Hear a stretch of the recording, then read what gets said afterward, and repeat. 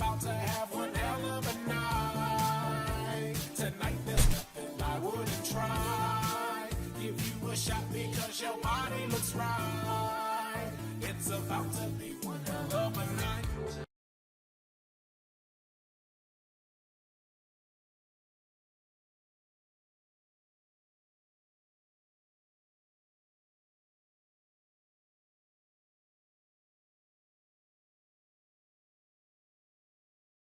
About to have one hell of a night. Tonight there's nothing I wouldn't try. Give you a shot because your body looks right. It's about to be one hell of a night.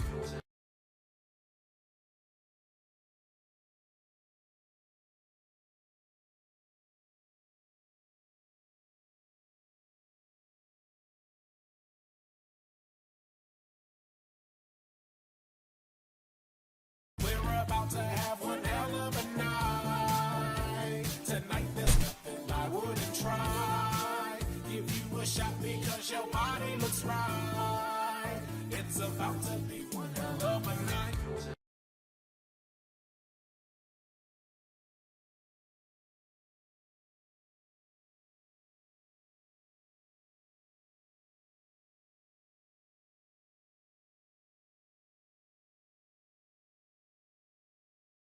About to have one hell of a night. Tonight there's nothing I wouldn't try. Give you a shot because your body looks right. It's about to be one hell of a night.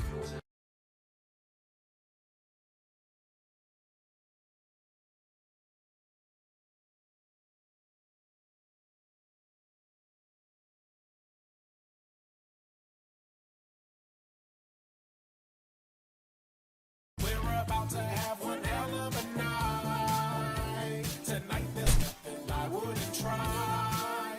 Give you a shot because your body looks right. It's about to be one hell of a night.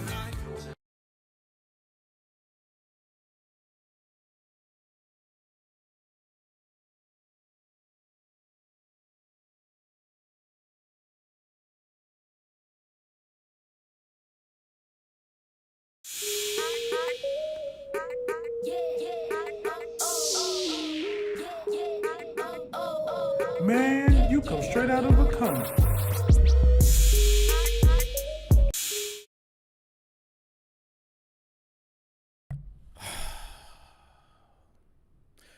Good evening, ladies and gentlemen. As you can see, I have my shades on.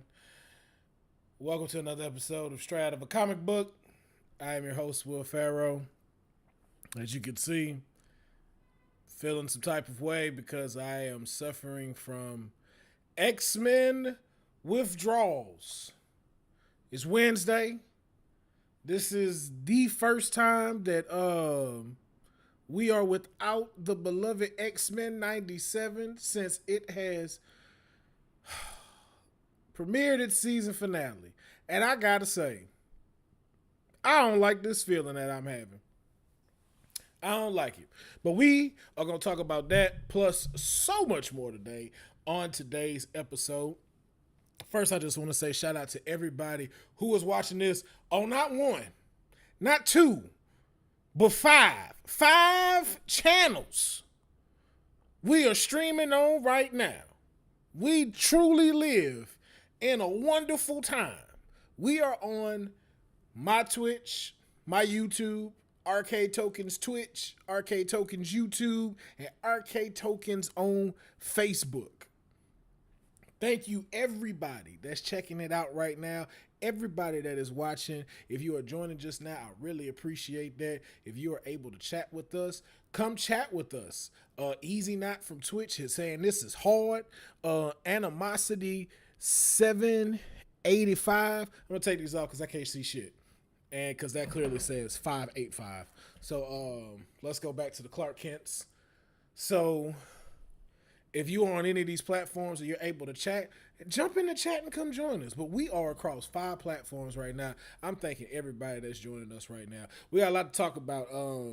If you are a fan and have been a fan, normally Straight Out of a Comic Book is on Saturday. Cyclops tells a recovering Wolverine, on Saturdays, but I missed it last Saturday because I had an event that I had to host.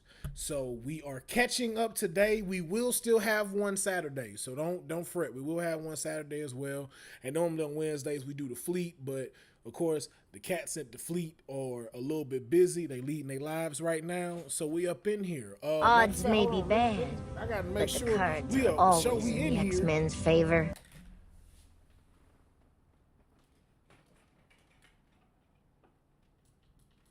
We lit. His name was Gambit. Remember it! You see me? We out here. We out here.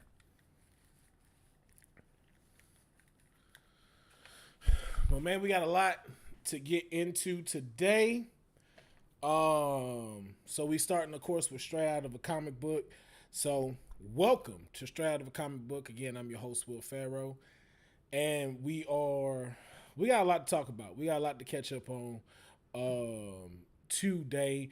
And I don't want to start no later than what we already started. So let's get this thing started. And we go start with video game news. All right, we talking video games today. So in video game news, we've heard that Grand Theft Auto officially got a time they're going to come out in 2025. Now, we've been hearing all different kinds of dates of when this was supposed to drop, and we keep getting things, we keep hearing stuff, but officially we've been told that it's 2025, and it's gonna come out in the fall. Animosity 585. I appreciate it. I'm glad you're here for it all. I'm glad you catch up on Spotify. I'm gonna definitely be putting more of the audio versions up there. They will be dropping, so just stay tuned for that. But we did find out that Grand Theft Auto 5 is going to be coming out fall 2025.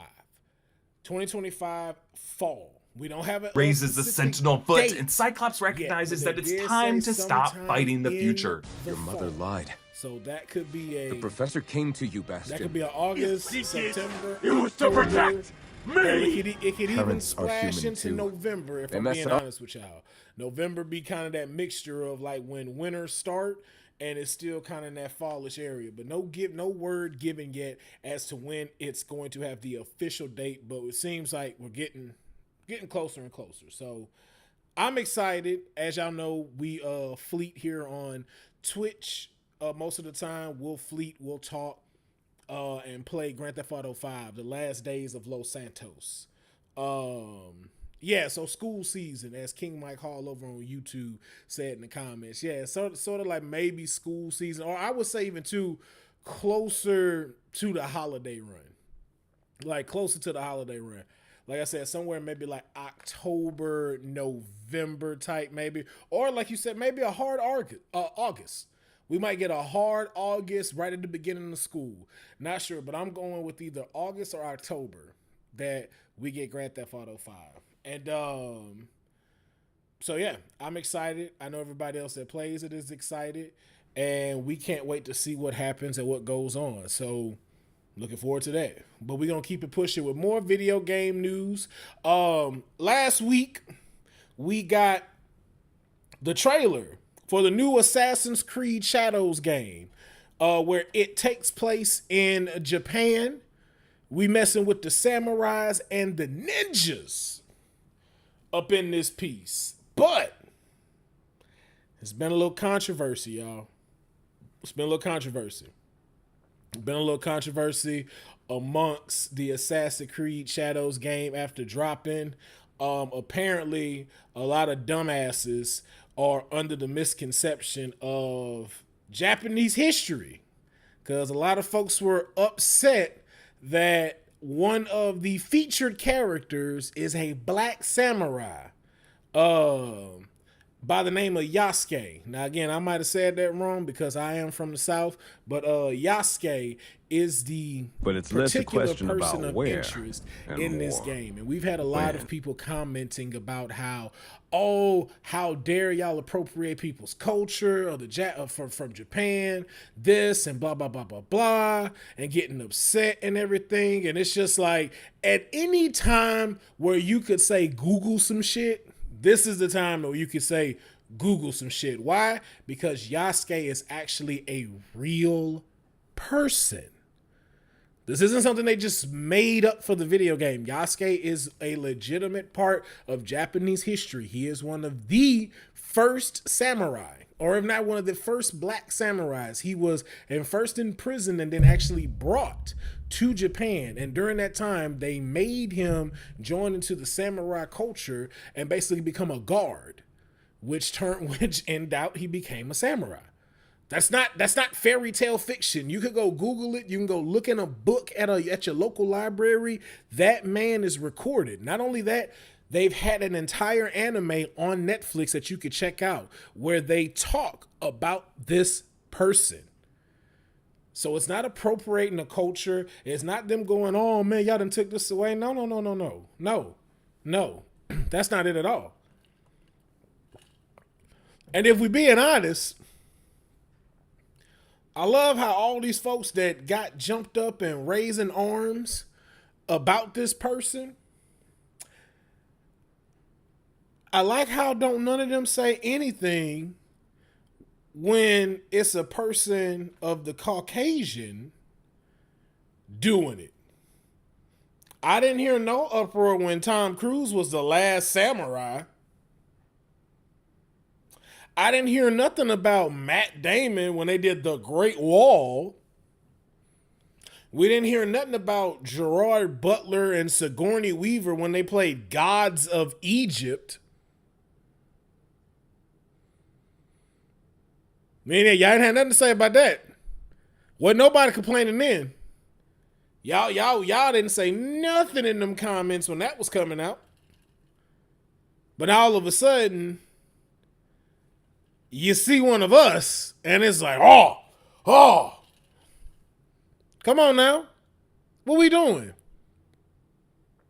When we gonna play it all around the boards? It was one of them other movies that Angelina Jolie played when she played a mixed-race historical figure. I can't remember her name at the time right now, but she was black and white, and you cast Angelina Jolie to play her.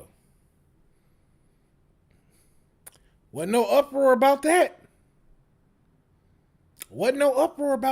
That's real interesting. As I sip from my Stanley cup. Shout out to Stanley. A lot of uproar, man. Do your history, though. Do your history. That makes me just more excited for this game. I already like the Assassin's Creed franchise. So with them being able to come out with another one, and this time going to a place where everybody has been asking about it for, has finally made its way into here. And the map is going to be as big as one of the, if the not biggest, one of the biggest stages, which was Egypt. It is supposed to be that exact same size. So, and then shout out to Kinky Bear X, man, for sending the spam message out here. That's how you know we doing big things out here live on Straight Out of a Comic Book. We got them sending out the the good old spam. I'm gonna need to get a monitor when we going live on all 5 channels, which we will be doing moving forward. So I will definitely be hitting up my moderator to help a brother out.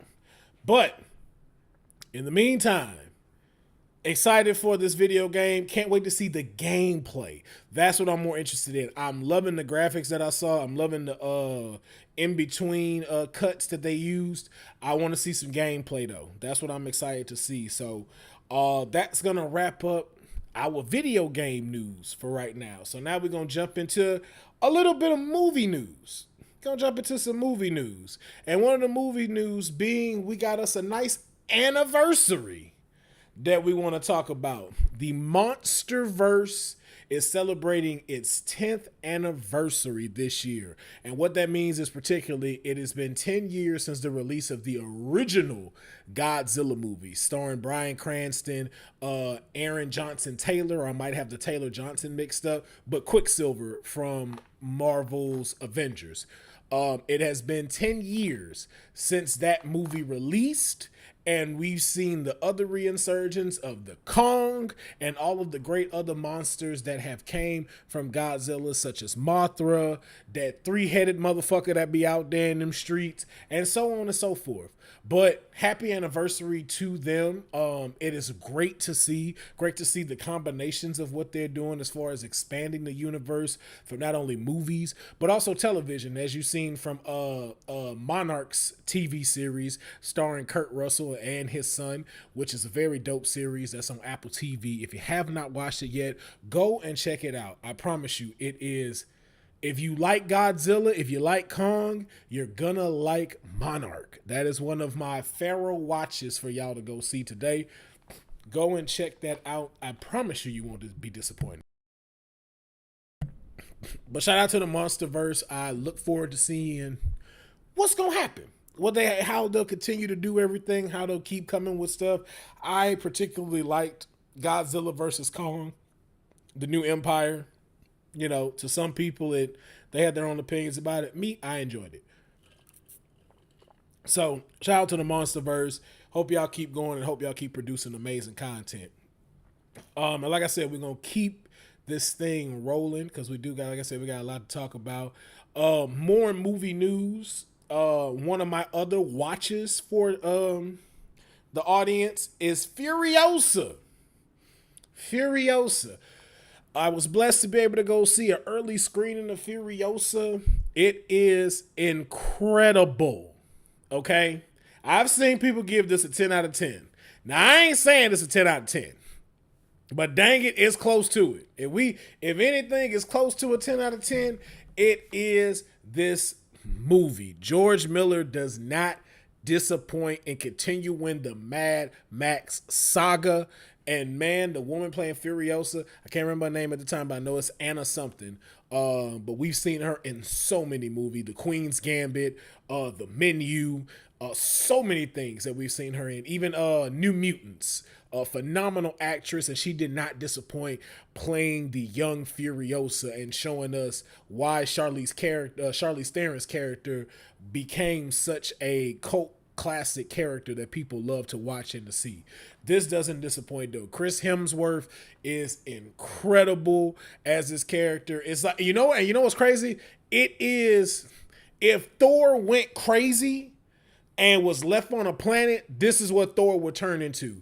And this is what's funny about it is I really feel like he did pull from Ragnarok and then justify Ragnarok stuff with this one in Furiosa. So not exactly sure when it's dropping in theaters, but when it does, and if you need something to watch, if you're not doing too much on a Tuesday, because we know how expensive the movie theaters is getting, if you got a Tuesday afternoon where you can go to the movies, go watch Furiosa. It's action, it's blood, it's gasoline, it's sand, it's cars, it's rock music. It is everything you just want to go, shit! They just put everything in this motherfucker, didn't they? Furiosa, one of my top picks that I am enjoying right now. And then another one that we have kind of moving into television news now. In television news, we have found out that The Boys have been renewed for season 5. Now, season 4 comes out next month, and already before it's even aired the first episode, Amazon has already renewed it for a 5th season, along with giving us a preview to the season 2 of Lord of the Rings during a conference previously within the week. I think this is a phenomenal idea, a phenomenal decision on Amazon's part, and hopefully that allows us to get The Boys season 5 a little bit sooner. You know, just a little bit sooner than what we had to wait for season 4. I'm very excited for season 4. If you've seen the trailers, if you haven't, I'm not going to try to give too many spoilers, but it seems like we got a lot to look forward to in this 4th season. And then even so, Dennis Quaid's son, that's Dennis Quaid's son to me. I don't care. I know he got a name, but he's Dennis Quaid's son to me. Huey got on had an interview and had stated that this season is one by far his favorite and actually tops everything they have done so far.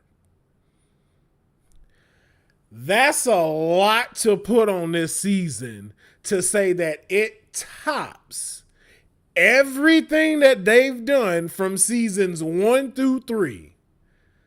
There was a guy that ran inside another guy's dick and sneezed and enlarged while he was inside and killed him. There was a brother that ran through some woman that was standing on the street. Homelander, this guy. I beamed the lady from fucking Chucky through her eyes and then let that baby die. I still say, yo, that's how I knew Homelander was so fucked up. When you got beef with a baby, something ain't right with you. This man had a whole beef with a baby in the first season of The Boys. That man was really, really on something. King Mike Hall, it is true. There are some scenes where you just kind of like, whoa, come on now, hold up.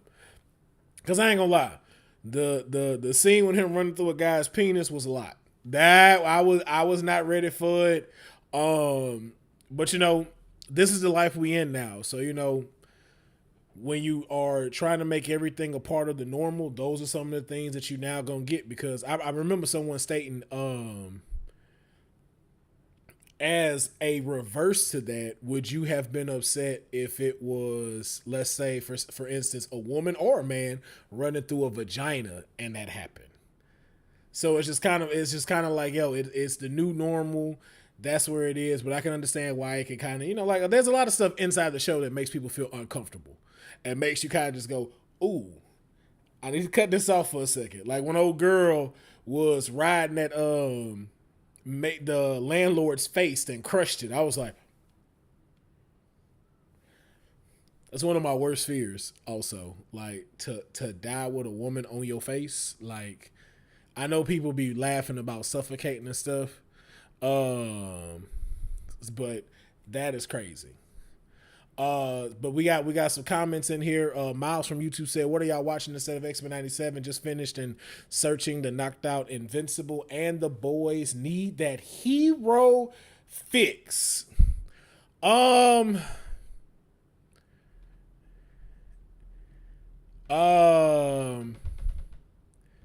That's a good one. If you want anime and you haven't watched My Hero Academia, you can watch that. If you have Netflix, you could also check out the live action One Piece or Avatar, The Last Airbender, or even Yu Yu Hakusho. If you haven't, and you don't need to watch the animes in order to watch the live versions of that. So if you want something in that particular case, you can. Rebel Moon is cool. It's a little slow, but it is. I like it. What was? Oh man. It's okay. There's another show on Netflix. You're gonna get pissed off because it's only one season, but I think it's called Jupiter Rising. If memory serves me correct, that's a good superhero television series. They only gave it one season, unfortunately, but if you go watch that on YouTube, it is a really good show because it's kind of something like similar to The Boys, but you know, not so as chaotic, but it shows like the psyche of what a hero would be like in our time. So that is something that I would definitely go check out to give yourself that superhero fix, Miles, over at YouTube. So yeah, man, just happy to hear that The Boys are coming back strong for season 4, and we can expect them in season 5. Can't wait but to see exactly what they're going to get into. But we're going to keep it with some television news, of course. And this one now was coming more from the Marvel standpoint. And so Marvel just announced, after such a successful premiere of X-Men 97, they've released 12 new TV series that are confirmed to be coming out after the success of X-Men. Now, of course, we know Agatha all along was going to be guaranteed. I think it's also supposed to be coming out this year. We know Eyes of Wakanda is coming out. Not sure if it is animated, not sure if it's live action. We've been hearing both.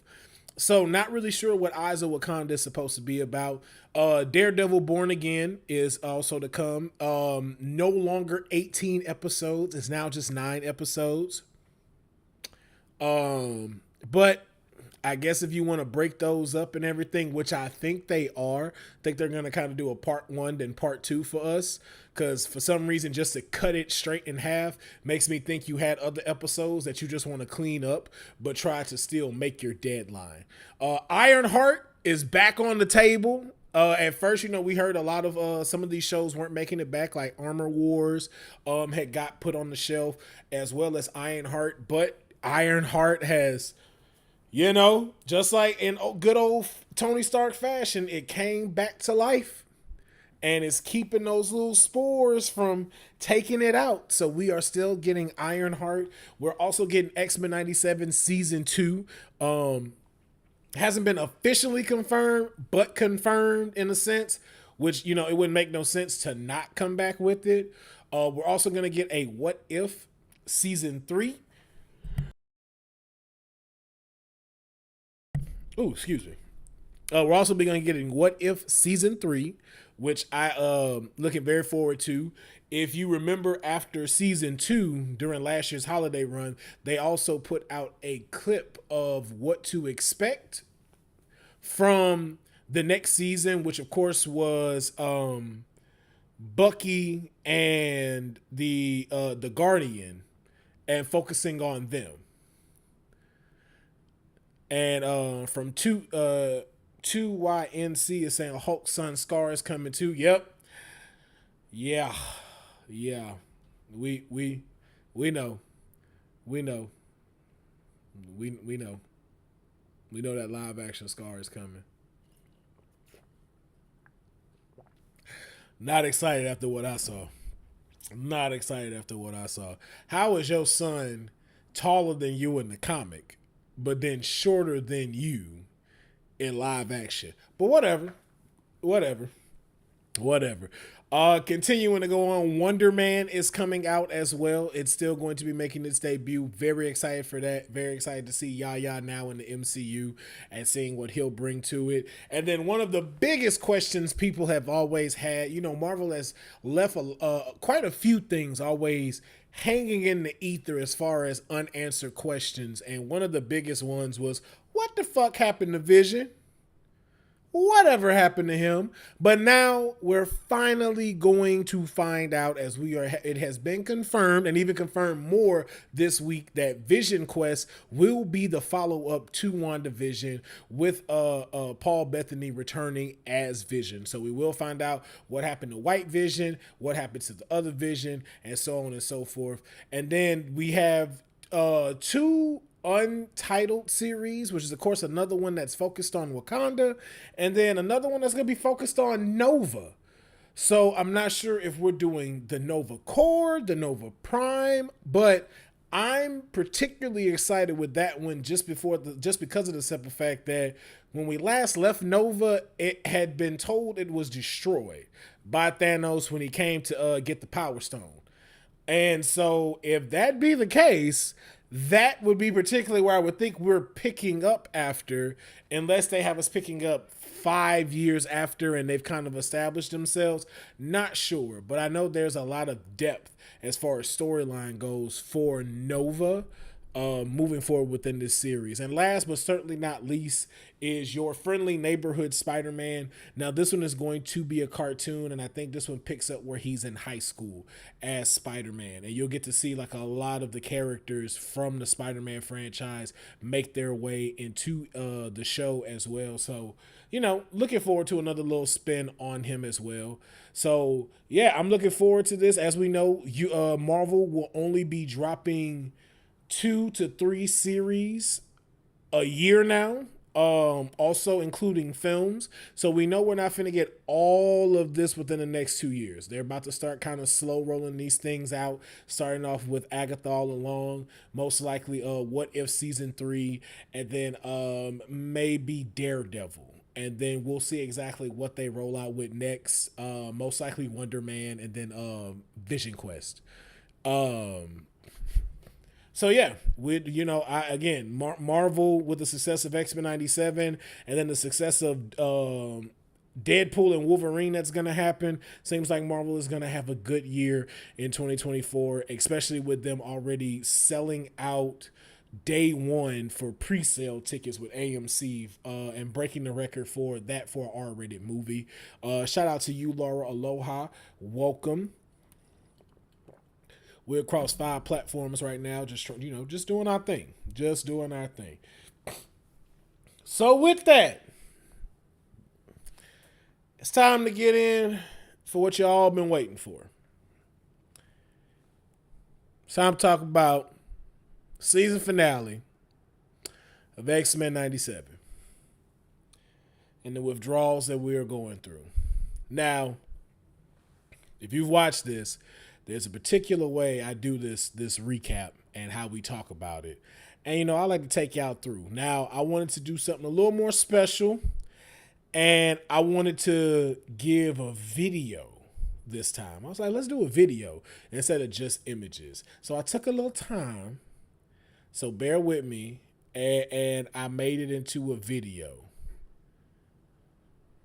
and everything. Now, before we get into that, I just heard a comment on YouTube. 2YNC asked a question. I'm wondering, does this Deadpool know he is in a comic? So one thing I will say, I had the theory that I believe he actually wrote the comics of X-Men. I believe that he does know that he's in a comic and that he actually started writing the comics and writing out how he thinks that they should go out, which applies to a real life universe, which makes me think the Wolverine that we're seeing is actually the cartoon Wolverine. And he's just been drawing out how everything fucking happens. I think we're going to get some really mind blowing stuff with Deadpool, but, I'm not going to speculate any further with it. I am just ready for it to drop at the end of July so I can go and fucking enjoy it. All right. So, without further ado, let's get into X-Men 97. All right. So, X-Men 97, Tolerance is Extinction, Part 3. All right. Jeez, man. First thing, man, I even gotta mention when seeing this. The first thing I have to mention is just all of the amazing cameos that we saw. And for some reason, my stuff don't want to pull up. Why is it doing that? Oh, okay. Yeah. So, yeah, there we go. So let's start. Amazing cameos. Let's start off with that. We had amazing cameos in this episode from Daredevil, from Captain America and Iron Man. Black Panther? These boys put Black Panther in there. They had Scarlet Witch and Quicksilver. Come on now. We had Mr. Fantastic making an appearance, man. Everybody that we've been trying to get in the MCU popping up. Doctor Strange doing surgery while the lights off. Let me tell y'all something, man. This got to be the most fire scene I have ever seen a superhero do in animated series. This man had the power go off. This dude doing open heart surgery with candles floating. And using his magic for the scalpels, because you already know he got the shakes. He got the shakes, so he can't do too much because he got the shakes doing surgery. But man, he is doing surgery with his magic. Not sure why he has the cloak on in the operating room though. I know it's just a cartoon, but if we just going there, is why he got the cloak on. Is the cloak sterilized to be in there?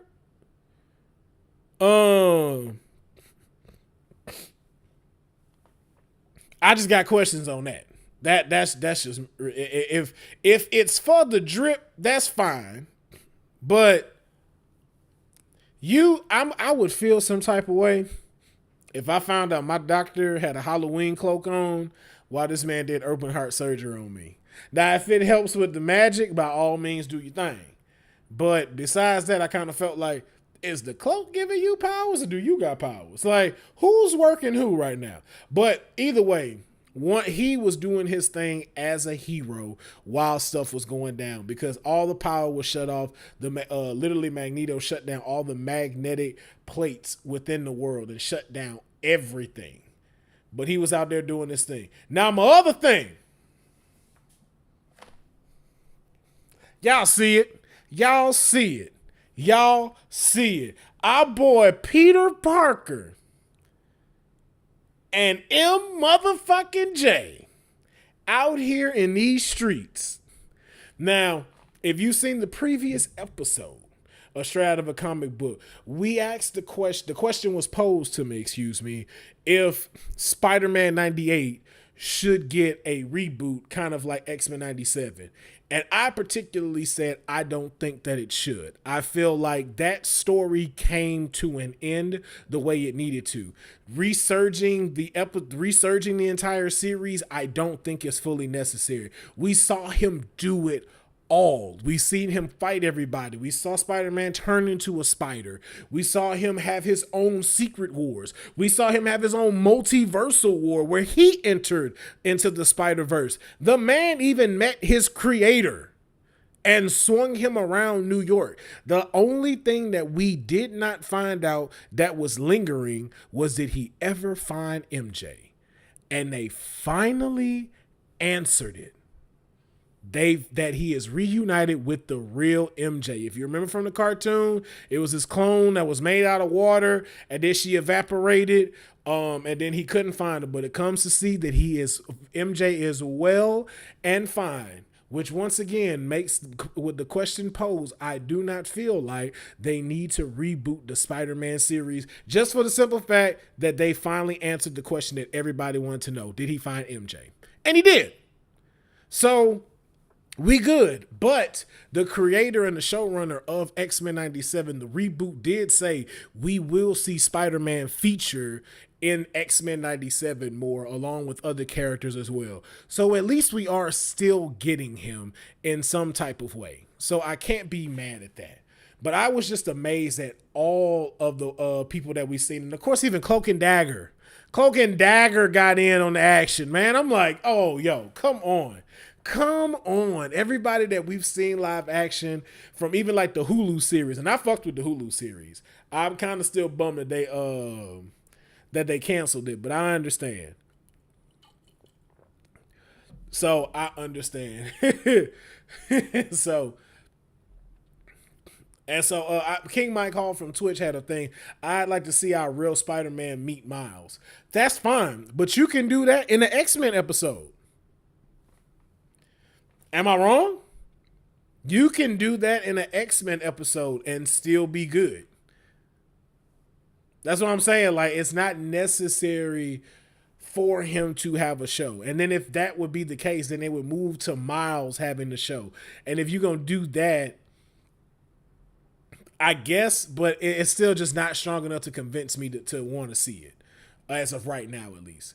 So yeah, these were all of the folks we saw. And then of course, the Easter egg at the end. We'll talk about that in a little bit.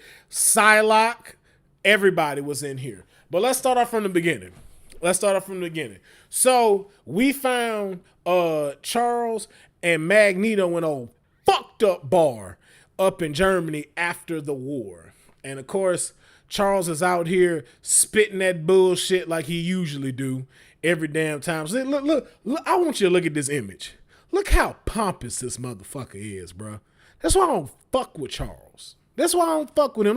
Look how Charles be acting when he talking. Like he just so high and mighty, man. Like he just think he know it all. He just ooh, and then they got on a fucking turtleneck. Whatever. This motherfucker make me so mad, man. But anyway, they're in here, they're talking, and they're discussing about mutants. And of course, this is around the time where mutants haven't really came out of the proverbial closet. And as you can see here, this is where, firsthand, where Charles out here invading people's minds without their permission and letting him know like I'm a mutant. And then my boy Eric up here, he was just like, hey, that's cool, but I'm not finna do it. He was just like, I know what happened in this country. I ain't doing that.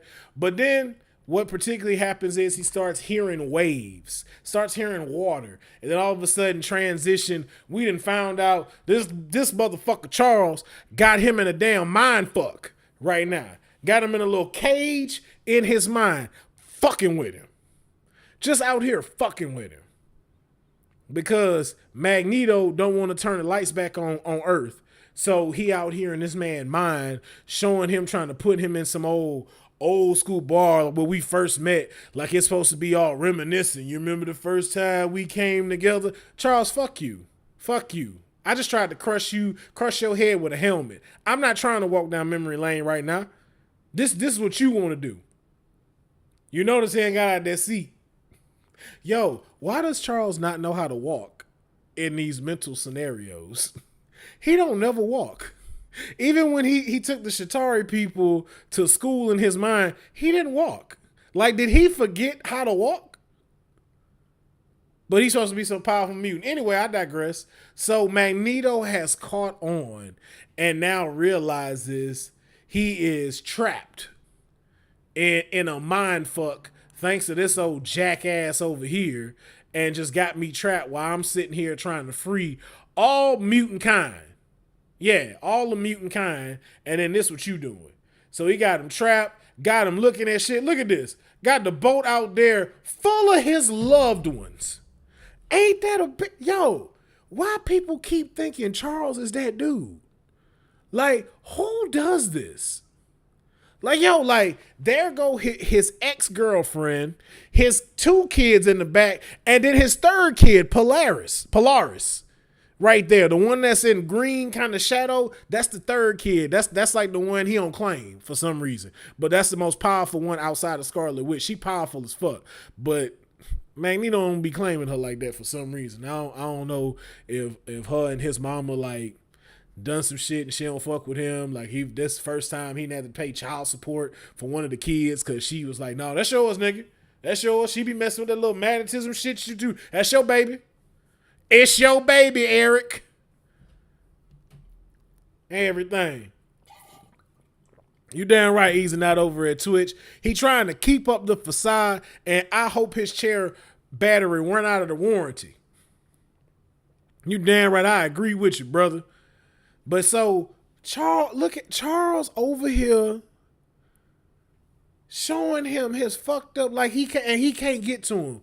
They in a pub that's flooding. They out in the ocean, a storm going off and everything. Man, what if the shit hit the boat? And then Captain Iron Boot Chiller then came in. They act like Magneto turned back evil or something. He did Professor X-Way and the human government betrayed him and mutants. But he's supposed to do nothing. You damn right. Got him out here just like, oh, I guess I'm supposed to just let Genosha slide. I guess I'm supposed to just let this Bastion dude who's like half robot seize all of us and put us into slavery and have us build a better world for humans. Ain't that a bitch? And Charles is like, we just have to find a way to coincide, Eric. No, Magnus. We're like, Charles, you so fucking stupid. But this is what he got him doing. So then we end up here. We end up back in the real world where he mind fucking him. They got the wind going. This nigga Charles ain't shit. My nigga Charles, bro, can we take it back? Look at this. Look at this. Look, he need to, like, after all this ended, Eric should have called the police. Eric should have called the police. This is a crime. This right here and what he's doing is a crime. He is going against this man Will and infiltrating this man's mind. That's why you don't trust people in wheelchairs, all right? They always rolling up to something that's no good. And that's what Charles was doing. Charles over here thinking, he was like, well, if you won't do it, I have to do it myself. First of all, no, you don't. Why don't you just leave me alone? Let's see how this go first. We did it your way. Now let's figure out if my way work. You're going to kill millions. You don't know that. Did Gene tell you? Gene didn't even tell you that. Because Gene don't know that. Let's go get a future mutant and see if that's really going to happen. I want to call you. I'm pulling your card, Charles. You always trying to threaten me with you're going to kill millions. I want to see it. I want to see if it's going to happen. Hell, we already know we can go back in time and change shit because Bishop here and all the rest of these cats. So it ain't like we can't just try it to see if it's going to work. But unfortunately, Charles out here don't give a fuck. He out here mind fucking people. And eventually he done got inside his head and he done turned the electricity back on Earth. You know what I'm saying? He let the pre-credit card payment go through and now it's cutting back on. You see Silver Samurai up here just looking like, man, this some shit. Here's the thing. Silver Samurai is high as fuck in this image. He's high as hell. That's why his face didn't change. Because anybody else would have been looking like, yo, what the fuck is going on? He just sitting there high as hell. He didn't even know the lights went out. He's just standing there. All right. We back at the president with Captain America, Iron Man, and bitch ass President Kelly with his little punk ass. I don't be knowing what he don't never have. President Kelly don't never have a side. Even when he was senator, he don't never pick a side. That's what I don't like about him. This man always just doing shit. Always just swaying in the wind.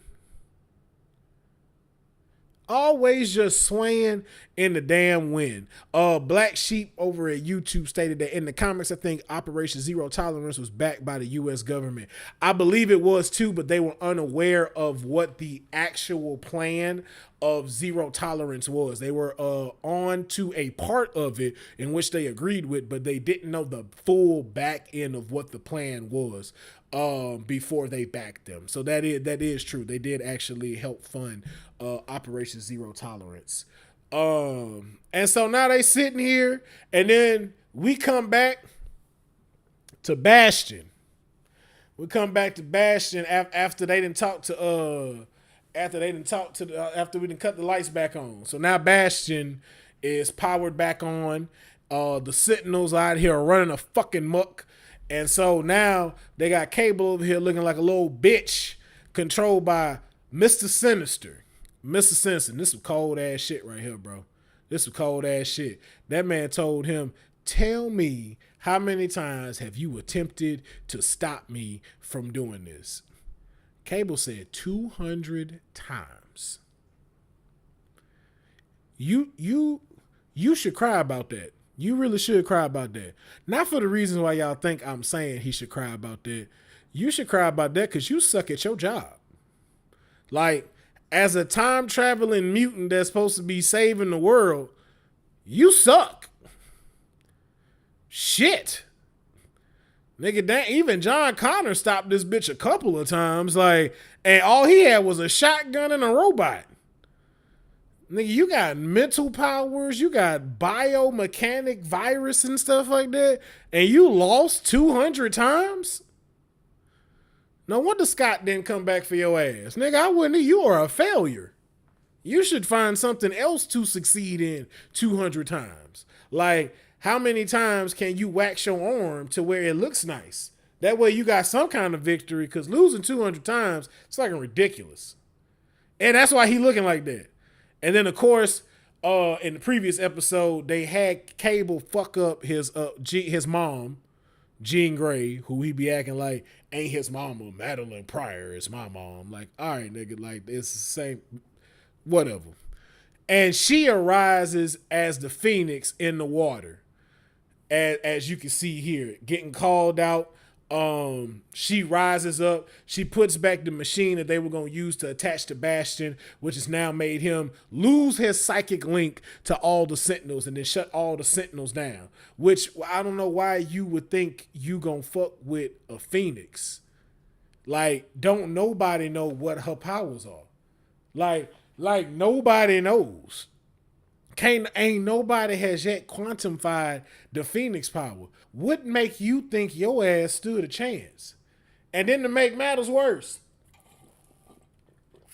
Mr. Sinister must have been feeling himself, because he for damn sure thought he could do something That man, like, look, listen. Now I know we always make fun of, you know, when you with that special lady and she give you that Gok 3000 and we say she done sucked the she done went on demon time and then took my soul. I don't think no woman done this shit. Ain't no woman and ain't no woman. Hey, look, listen, I know it feel like that. Yeah, you don't want this happening. You don't want this happening. Boy, Phoenix sucked the mutant DNA out of Mr. Sinister. And if you go back, there's in the original X-Men show, there's an episode where they show him stealing all the mutant powers to become Mr. Sinister and become the person that he is. And even at one time was trying to fuck around with Jean's great grandmother. And she hemmed that boy up. Him, that man up, boy, had the fire eyes like, yo, who you think you fucking with? Sucked the life out this man. Made that man go back to, look at the boy. Look at that young man. Look at that old young man. Then done him dirt, took all the power away from him, his immortality. Man, and then look, this shit was fun as fuck to me. Walks up to Morph and he was like, show me, hey player, show me what I look like, man. I can't see myself. What I look like. Morph did just what the fuck he was supposed to on cue, and it was superb. That man transformed into him. Great justification after what Sinister did to him through all those previous seasons of the X-Men series. I felt like this was a good, like, full circle moment for Morph to be able to see. Nigga, Morph is petty. But then after that, we get into some shit. This nigga Bastion was like, all right, man, you gonna stop my plan? Fuck you. This man ripped off Cable's arm and slapped the fuck out of him with it. Oh my God.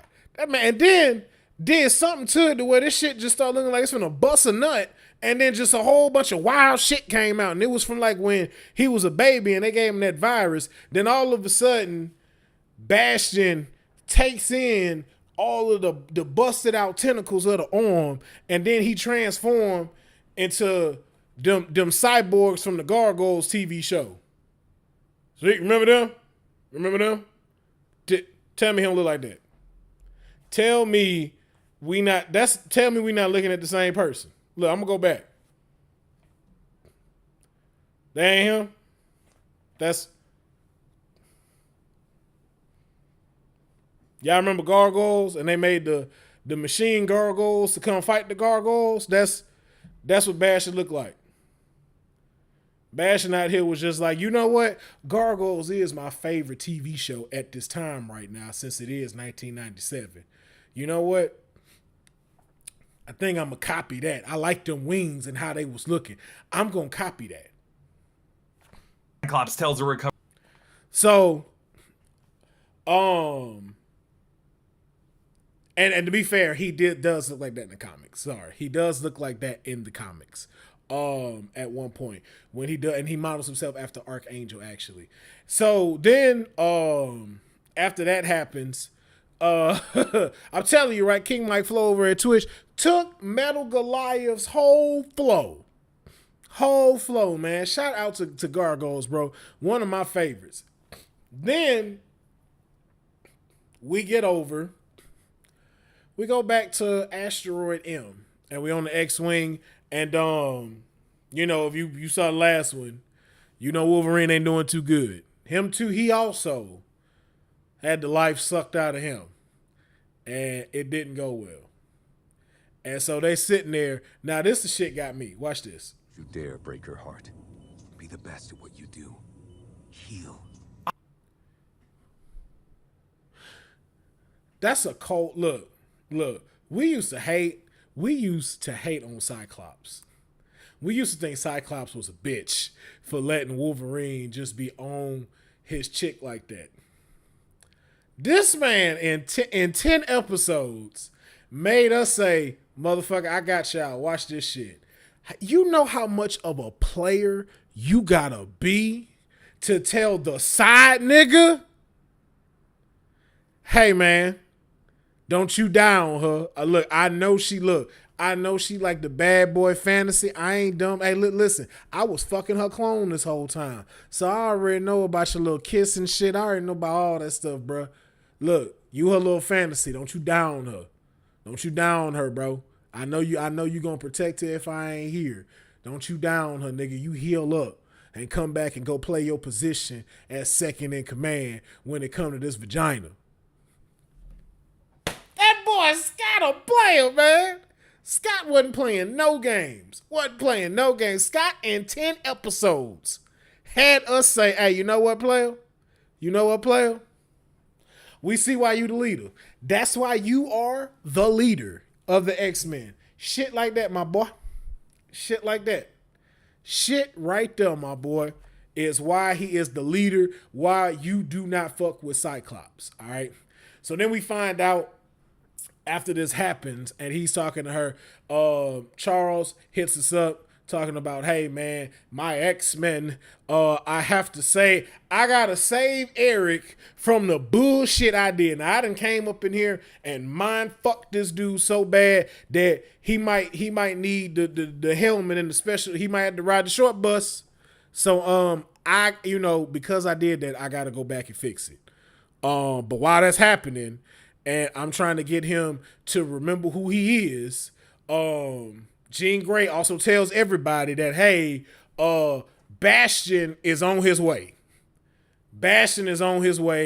And he about to blow that. He about to drop this asteroid onto Earth, kind of like how they did in Age of Ultron. So Bastion is on his way to Asteroid M, and I love what Rogue said to them. Odds may be bad, but the cards are always in the X-Men's favor. That's a cold ass line, man, and that's just to pay homage, man, to our boy always, man, Gambit, man, and shout out to New Rockstars, because I definitely got this footage from the New Rockstar group, so shout out to them for helping gather all this, because I definitely needed it. It helped, so appreciate that, Eric Voss, Mastertainment, man. Y'all helping your brother out right now. So he arrives and he's trying to get to the core. Bastion wants to get to the core, knock this motherfucker out, and drop this some bitch nigga like a slam dunk on Earth and just kill out everybody. Now all of a sudden, he don't like nobody. All of us, I don't know what happened in the last 4 minutes after he slapped the shit out of Cable with his own arm and then turned into fucking Metal Goliath. But now all of a sudden, he don't fuck with humans either. Now everybody gotta go, and he want to turn this shit into the Matrix. And lo and behold, His name was Gambit. Remember it!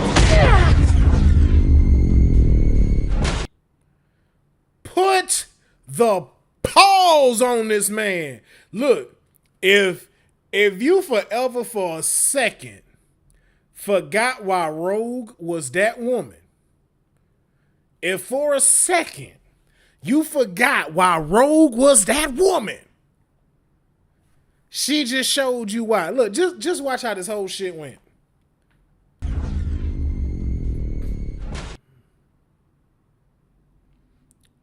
Y'all, she bit a robot's face like it was skin. All right, and look, took off and beating his ass. Now that is the blue place, like we saw in the previous X-Men. That's where the Watcher stays, and so that's why they was able to breathe. So people was wondering like, nigga, how you on the moon fighting somebody? But then of course, Bastion shows why he that dude. Sunspot try to come help out finally. I guess he ain't scared to just show off to everybody now that his mama not seeing him do it because he on the moon or whatever. And so they fighting. And even to the point where like Rogue broke Bastion's jaw. That's how powerful Rogue is. But then we come back to good old bitch ass President Kelly, who just out here. Let me tell you something.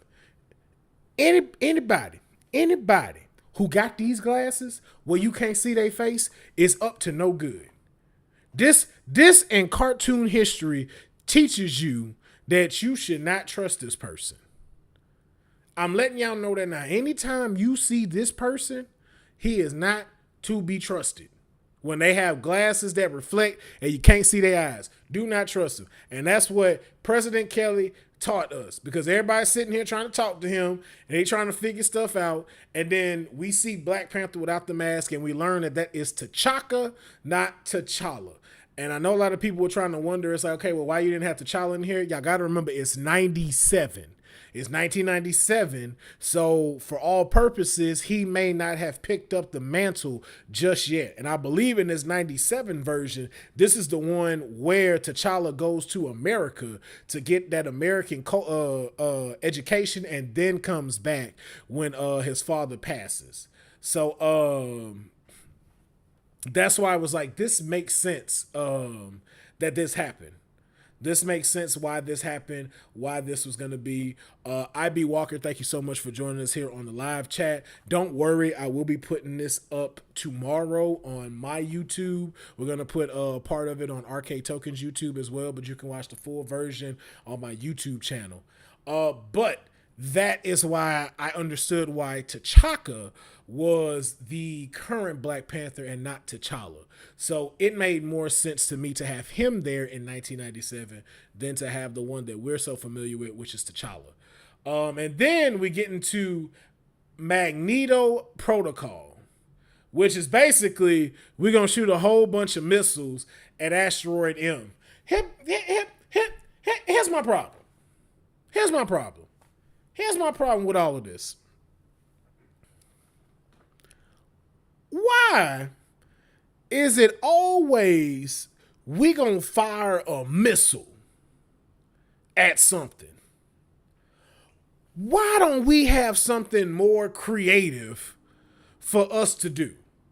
Every time some shit happens, they be like, we're gonna fire a missile at it. We're gonna fire a nuke at it. What? I'm sorry. Oppenheimer did his thing in the 50s with the atom bomb. And I don't mean like he did it in the good way, like creating it. He did that thing around that time in the 50s. We ain't got no laser beam we can shoot at this dude. We ain't got no infinite laser that could go up there, penetrate everything and just blow his shit up. We ain't got a rail gun. I just don't get, like, you can make mutant stopping equipment, but the only thing you gonna fire at an asteroid from a dude made that can control metal, you gonna shoot metal tubes of radiation at his shit.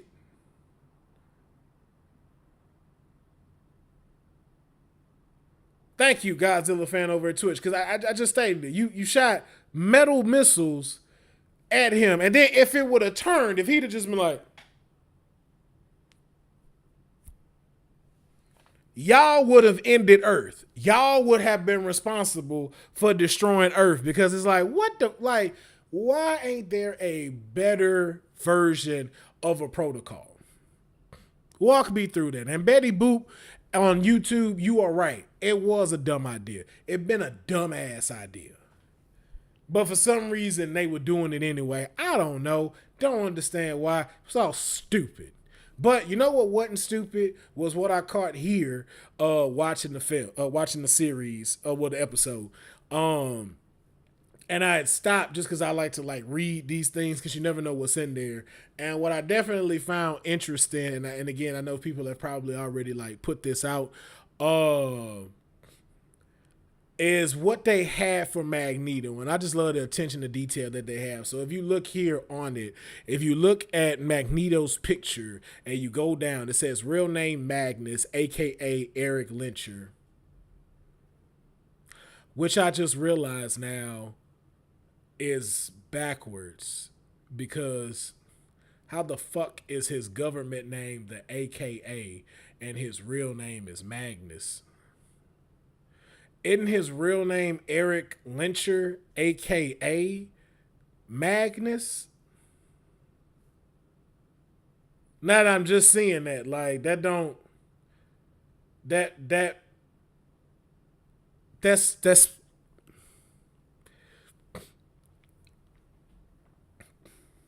somebody should be fired. This is why I don't fuck with President Kelly. This is why you got dumbasses making your reports. How you? Anyway, they're not gonna spoil this. They're not gonna spoil this for me.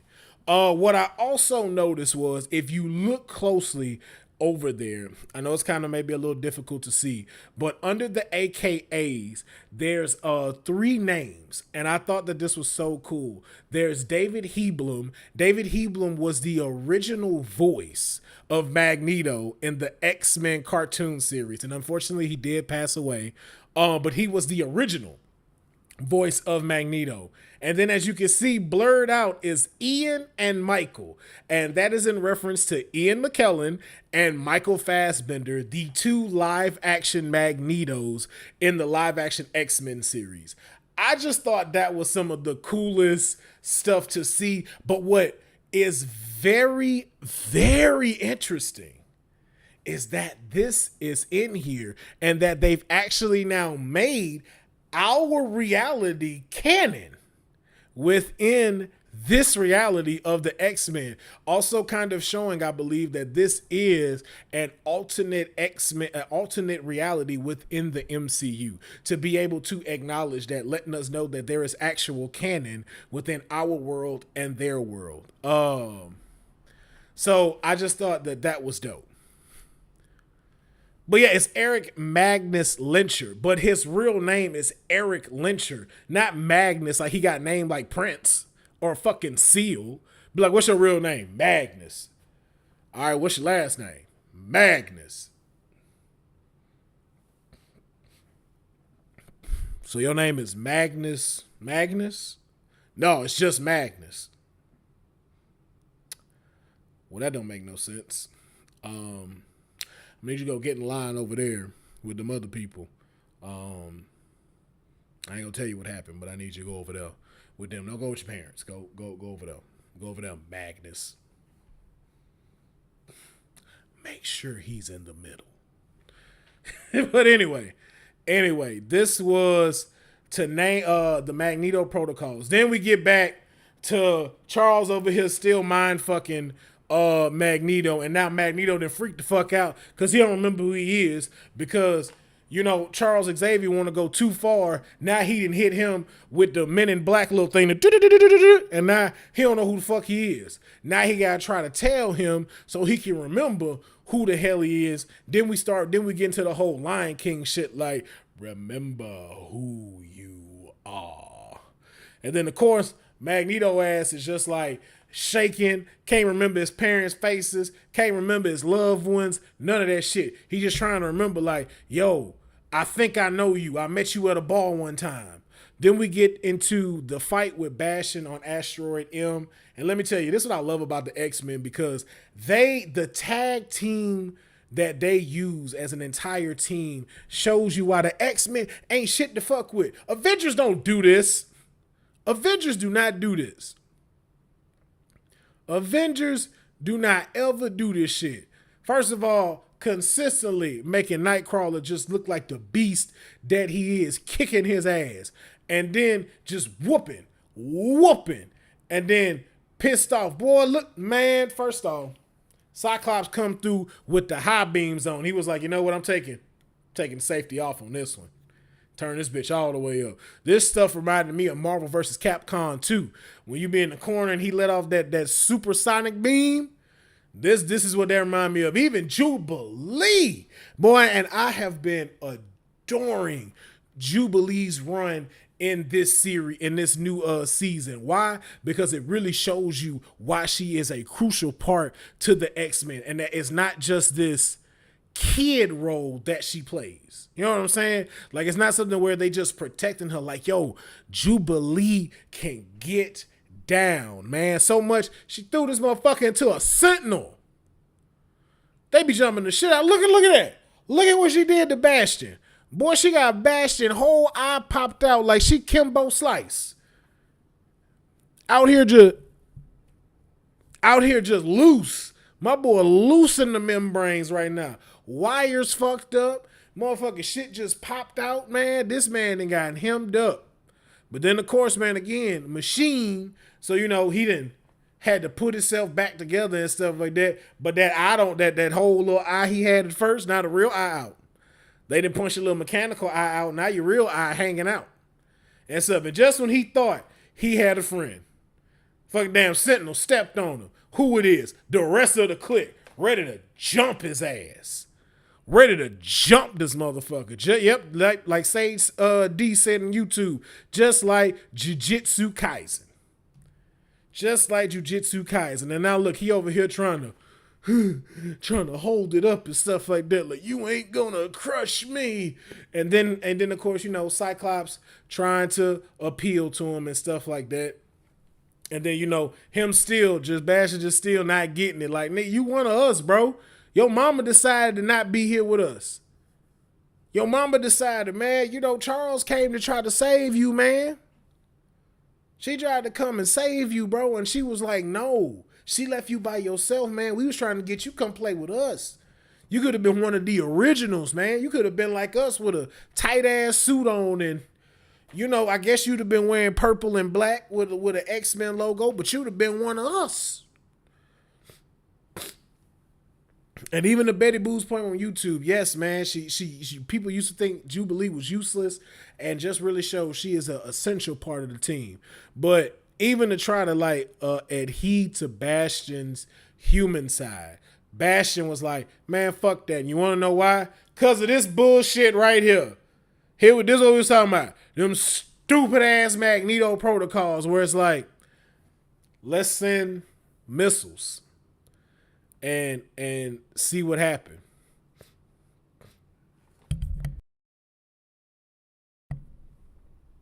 Let's send a couple of missiles and we'll see what happens then. Why are we not more creative? I mean, for damn, y'all gave us COVID. Like, why y'all ain't came up with nothing else besides missiles? This was stupid. This was dumb. But for some reason, and you know what's fucked up about it? Bastion was like, man, look, they ain't gonna never fuck with us. They don't care about us. So he decided to go jump into his own shit. And what's fucked up about it? President Kelly gonna be under the thought that shit worked. That's the most fucked up thing about it. They gonna really think that shit worked, that them missiles hit, and that's what caused Asteroid M to explode when it was really Bastion flying his ass into that reactor and fucking everything up. They gonna believe Magneto protocols worked. We need more missiles. God, we suck as humans sometimes. And then, of course, like we said, man, people's getting sucked out of Asteroid M. My boy morphed and turned into Mr. Fantastic. And all of a sudden, Jubilee one bodysuit didn't stick to the wall. Now she done fell out in space. Now, this is also where we understand this is a cartoon. Because how she out in space, not freezing her ass off, beats me. Don't know how this is working. Don't know how she just out in the atmosphere like that, just warm. And I know they're gonna be like, oh, well, she on sunspot right now, so that's why she able to keep warm. Maybe. How she breathing though is the question. I just want to know that. Like, ain't no air up there. Like we high enough to where she ain't in the Earth atmosphere. So just saying. And then she was talking to him. So, okay. But it's a cartoon. So I digress. Then we move into, of course, Cyclops. And then Cyclops and the rest of the X-Men are trying to destroy Asteroid M before it hits Earth. And so they send a signal to Cable. And then there's this touching Hallmark moment where, Cable finally realizes that, he's had a mother all along in Jean Grey, which, if we're just being honest, is fucking stupid. If I'm just throwing it out there, this man was so mad at Jean Grey for these last couple of episodes. Like, no, you're not my mother. Madeline Pryor is. Bitch, you didn't get raised by her either. You didn't get raised by Madeline Pryor at all. She just like threw you in some mind nursery rhymes and then let a black dude walk off with you into the future. And he didn't even go back with you. Y'all both got separated. So to say you just so happy about Madeline Pryor being your mama, maybe you should have went stuck with Jean, because Jean would have never let that shit happen. But finally he recognizes her as his mom, which has always been his mom. You know what? Anyway, we're not gonna stay on that. Before they go, because obviously they're about to sacrifice themselves to try to destroy the asteroid from hitting Earth, Cable gets to see his father's eyes and then realize both of them have the same eyes thanks to Jean using her powers and stuff. This was touching, man. This was touching. This made Cyclops the MVP of this season. Jubilee was a hard second. I ain't gonna lie. She was a hard second because she also carried it. She got a lot of screen time. She got a lot of screen time in this season. But Cyclops really just, gave us to show us how he's a good leader, how he is a good leader as a husband and a father, and being cool with his wife's side nigga, and how he can be very empathetic to where everything comes. Cyclops didn't feel like no bitch in this whole season. Like, even when he didn't know what to do as a leader of X-Men and was kind of like, how could Charles not lead this to me? We was all still kind of just like, at first we was like, man, there goes Cyclops trying to be a bitch. We did not fully think that. We were sitting here kind of like, yeah, how you just not gonna lead us to Cyclops? And then just gave it all to Magnus. We was with that, like, yo, he did a full circle. I don't even know if I should give him MVP or if I should give him most improved, because he is the most improved X-Men character out the whole series. He made me believe in Cyclops again. Now I want a Cyclops toy. I want to put one back here with my treasure chest and everything, because he made me believe again. And I fuck with that. That shit was fire. And so, Cable got to kind of say goodbye and everything like that. Because as you can see, here we go. This all the time that he spent with Madeline Pryor. And you sticking to this bitch. Why? So then we come back, of course, to everybody saying the asteroid falling. You see, we go back to Morph kind of fitting in, showing Wolverine, Jean Grey, and stuff like that. And you know what's cool about this? I know a lot of people were kind of speculating that, Morph had a crush on Wolverine. I beg to differ on that. Here's my thing. I don't think Morph had a crush on Wolverine. I just really think Morph really was friends with Wolverine. Because if you think about it, from the original X-Men, Wolverine was the only one that never gave up on Morph. He consistently looked for Morph. And even at the time where he thought all was lost, he mourned Morph. They were really good friends, and especially for something that's of a type of trauma bond that both of them have been through, but to know that each other have their backs. Both of these people have really never been too close to people, and when they do, they wind up losing them. So to have somebody to where it's like, yo, I know no matter what, at the end of the line, you got my back and you understand who I am as a person from both sides. I just think this showed a very powerful version of friendship.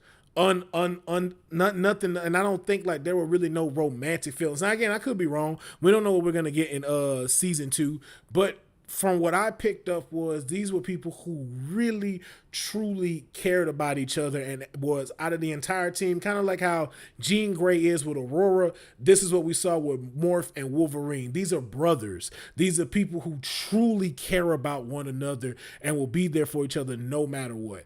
That was what I picked up on it. I'm not sure how y'all felt about it, but that's how I saw it. Then we moved to once again, Professor X trying to fix some shit he fucked up.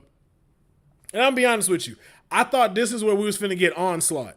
I thought something was finna happen where they both got to combine to become all Onslaught, but Magneto remembers who he is, floats out of the X-Wing, and then starts rising the asteroid M back up. Caught it before it could fall and destroy everything, and all of a sudden, that bitch disappears. Just poof, poof, there goes the asteroid, poof, there go the X-Men, poof, there go everybody up there. Gone in an instant. And then we come back to 6 months later. They call 6 months after E-Day is what they naming it on the X-Men. Kind of how I'm feeling right now on this Wednesday. Now that we ain't got no more X-Men episodes coming out, kind of feel like E-Day for me as well. It just we ain't got nothing right now, and I don't like that we ain't got nothing right now. Like, man, I don't like it. But it is what it is. It's over. And so that's what it is. So we come back to Forge at the X mansion, all destroyed and fucked up. And he has a board on here where it shows people who are missing or presumed dead. Because again, no one knows what happened. Very interesting to see though that Scarlet Witch is off world. So you see presumed dead. And then we come across something. And so we got this freeze framed. And we see the people who are missing or presumed dead, who are off world, which we can see is Quicksilver and Scarlet, which we can only think that the two of them are together somewhere off world. And then of course Cable is AWOL. But the remaining X-Men that are still around is Emma Frost, the chick with the big sword, I always forget her name, but the chick that can make weapons, the chick from Queen's Gambit that played her in New Mutants, Dust, Exodus, Havoc, which of course is Cyclops' brother, Colossus, and Iceman are still around, as well as Shadowcat. So if that being the case, we may see them take up the mantle as X-Force to hold it down while we figure out what's going to happen to the X-Men. And then as this is going on, and which is wild that Archangel is missing or presumed dead. And then, of course, Jubilee and Sunspot is AWOL. So, again, they landed on Earth before the asteroid hit. We don't know what happened to a Magic. Thank you. The lady's name is Magic. We don't know what happened to them. So they're missing. But also remember, though, Sunspot is rich. So it's nothing for them to have just disappeared and went to go hide out until everything was fixed, which makes a lot of sense. So especially after everything that just happened and for them to be presumed gone, that's a real traumatic experience to lose all of your friends at one point and not knowing if they're dead or where they are, or really to just presume that they're dead because the asteroid looked like it exploded. So to them, they may all just be gone. And then, of course, we have Bishop come back to come talk his shit. And then he says he says this. Question about where and more when. And then that's when we get the setup for the next season. So we get the X-Men split up in two places. The future, 3960 AD, and Egypt in the 3000 BC. Now, of course, we go to BC. We got Rogue over there along with Nightcrawler, Professor X, Beast, and Magneto. And in the future, we got Cyclops and Jean Grey. And then they pull up to some gang. And then Nathan Summers walks out as now a Muslim prophet or whatever he is now, just out of the shadows. But it shows, though, too, that they're also still in Egypt with both times in the future and in the past. And so if we know anything, we know that coincides with one of the big bads, our boy Abonsur, aka Apocalypse.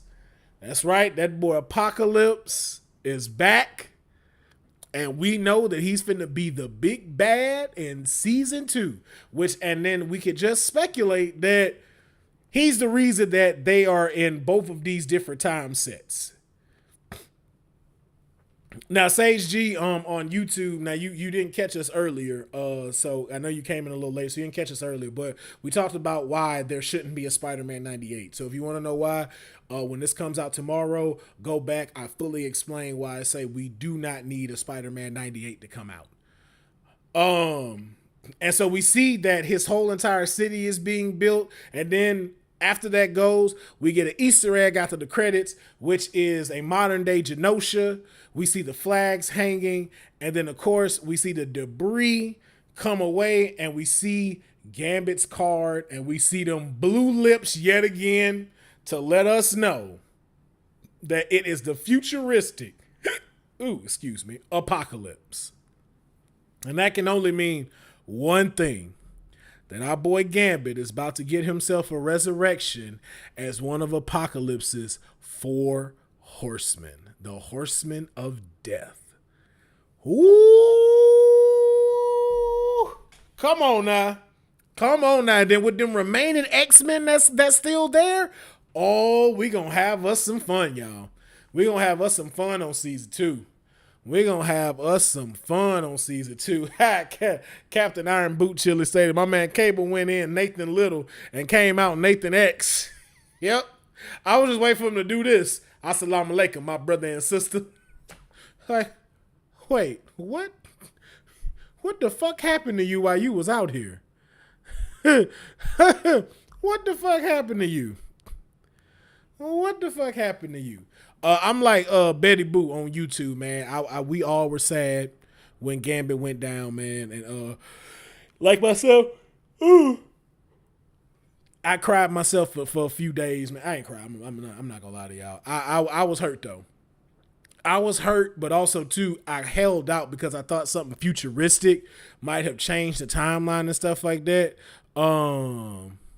And everything. And so that's what made me kind of hold on and not really let it hit me like that. And Captain Iron Boot Chili, yes, if you wait till the end credit after they show the little display where they're showing all the different X-Men, there's an Easter egg afterwards after that. Yeah, and it shows it doesn't fully show him, but like what we just what I showed you in the video, his hand with the dust blowing off, and then you see the close-up of his mouth talking, which us let know that the futuristic one with all the alien technology a part of him is in present time for X-Men 97. And I just think that was such a phenomenal way to end off season 1, to guarantee a season 2, because it kept us wanting more. I was so glad that it wasn't 20 something episodes with these other filler episodes. It got right into the thick of it. And I thoroughly enjoyed that. And I couldn't have asked for anything better. Shout out to everyone that worked on X-Men 97. And I cannot wait for season 2 to drop whenever they decide to announce it. So I'm looking forward to that.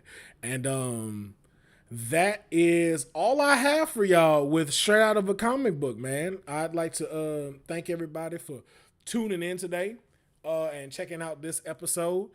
And make sure that you like and subscribe to the channels. Comment on this video. It'll be on my Will Pharaoh YouTube, and a part of it will be on the Arcade Tokens YouTube channel. I'll see to put it on Facebook as well as the audio version.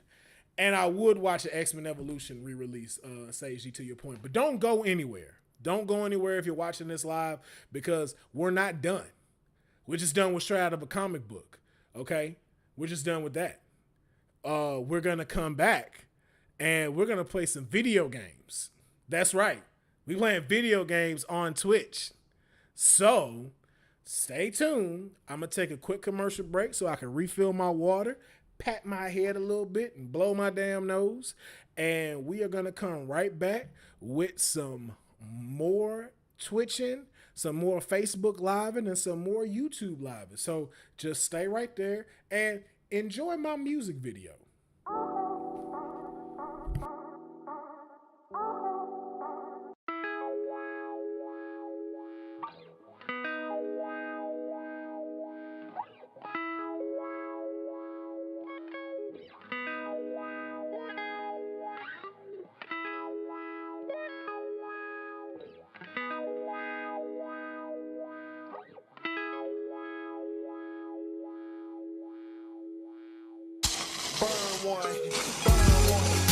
What it do, kings and queens? What it do, kings and queens? Just sit back and let the THC do what it does best.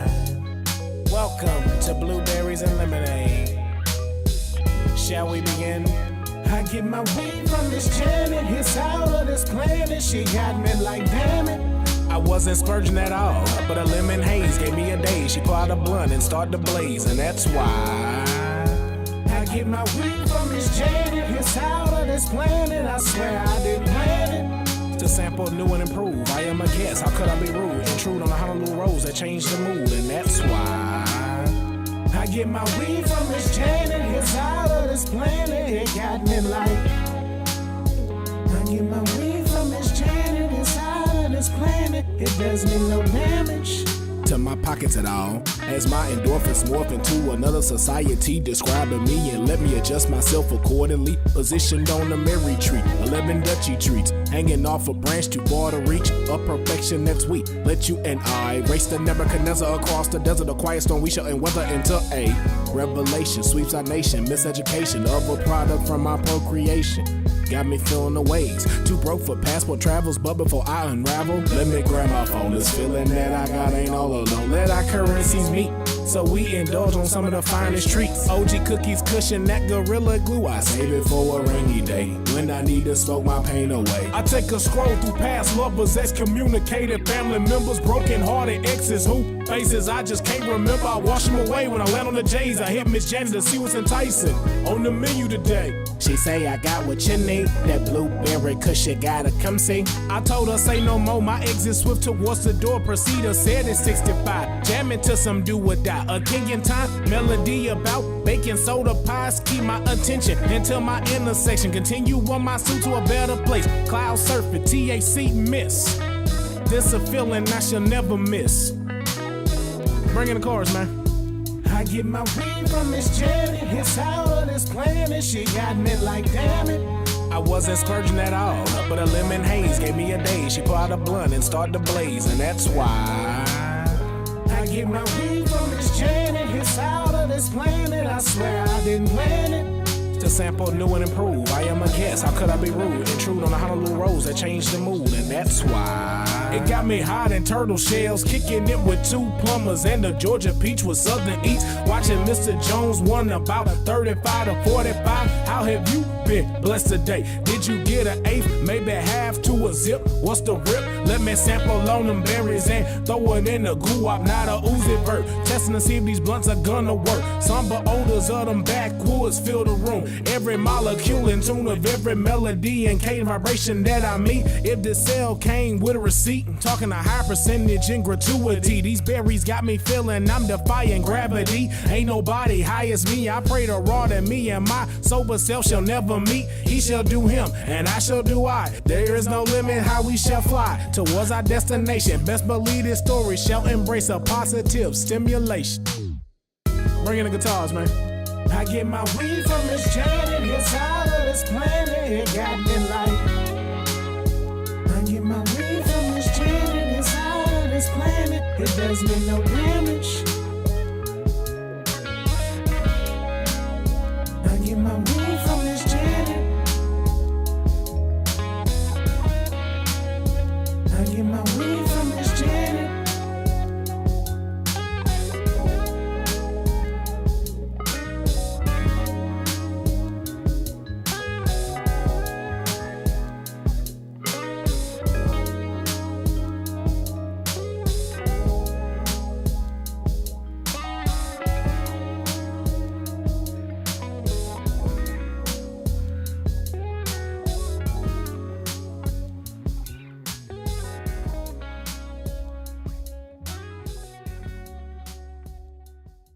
About to have one hell of a night. Tonight there's nothing I wouldn't try. Give you a shot because your body looks right. It's about to be one hell of a night. What up? What up? We are back. Welcome to Let's Play with Will Pharaoh. Did not change the titles. We'll keep getting into that. Cause we out here in these streets. So, Right now, we've dropped back down to just my YouTube for some reason. Hold on one second. Hey,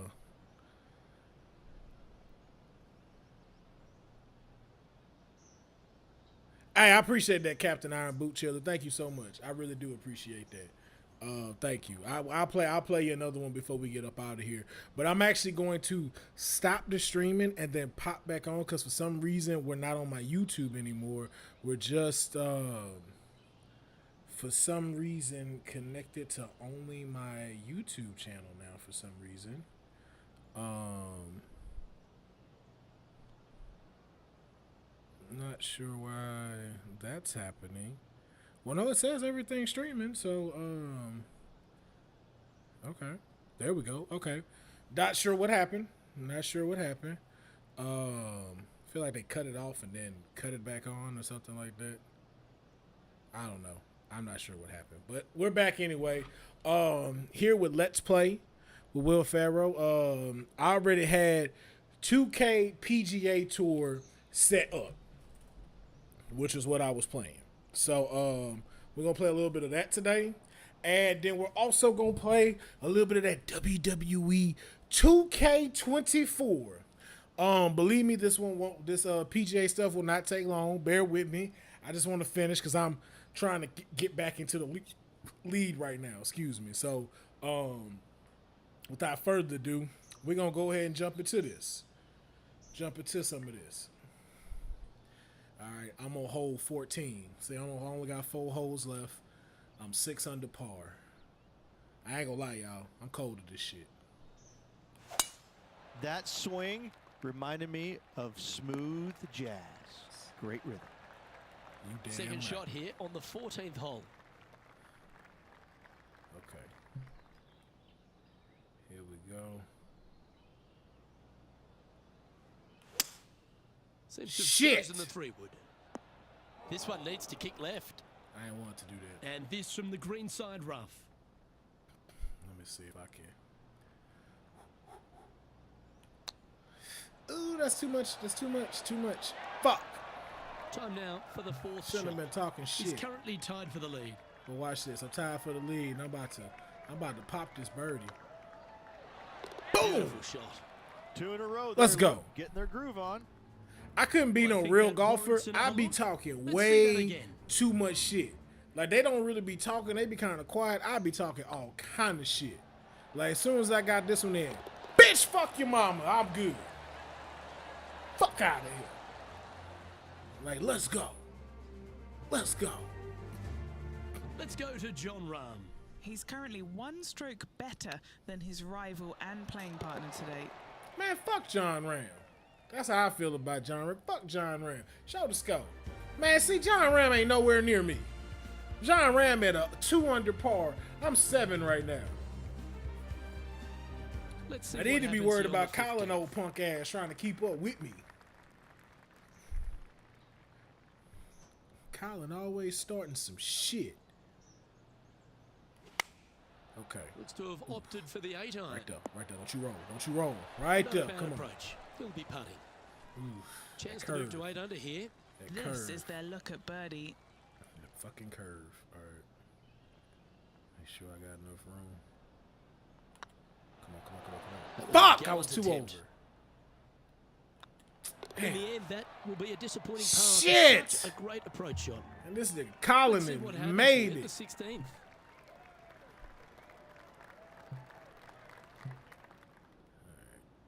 I got us.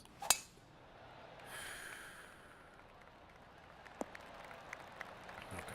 Do you like the view from where you're standing, Henny? He's looking at perhaps 175, I'd say. Ah. Come down, come down. Pop to the left. Not to the right. Unable to find the green on this one. They're Yeah, I looking to sure get am. this one close in hopes of saving par. Let me see if I can do it. Let me see if I can do it. Ah, just not Just enough about 3 power. feet away. This putt to try and save their par. Just not enough power.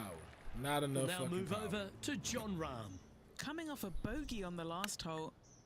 So after that effort, this is the current standings on the course. Colin Morikawa doing what he does best. Damn, He's leading man. this tournament as we head to the next hole. Here we are at the 17th tee. Really hoping they play this one aggressively. Great no drive. bunker, no bunker. Let's hope that Draw makes to it the all the left. way to the surface. Oh, man. Wow, what a shot off the tee. That set up a putt for Eagle. Just Did it set a up a putt missile for Eagle? of a tee shot right onto the green. All right, let me try to...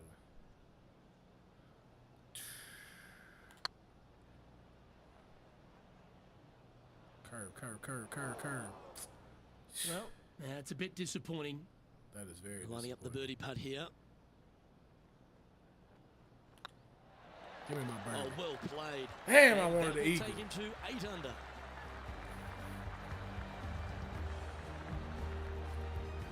Feature. Thank you, Akai Reed. Oh, yeah, you know, I'm a As we little look at diverse the in leaderboard, mine. This player sits in second place behind Colin Morikawa.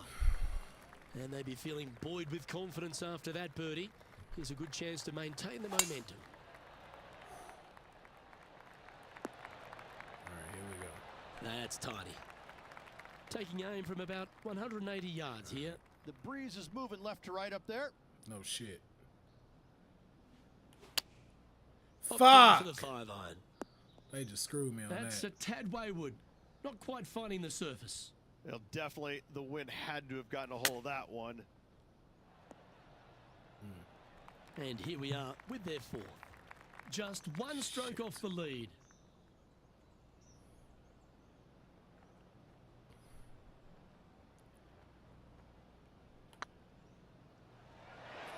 Ah! Frustrating.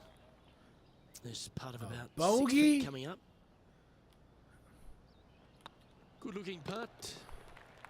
The putt drops, and this player is finished for the day. Ah.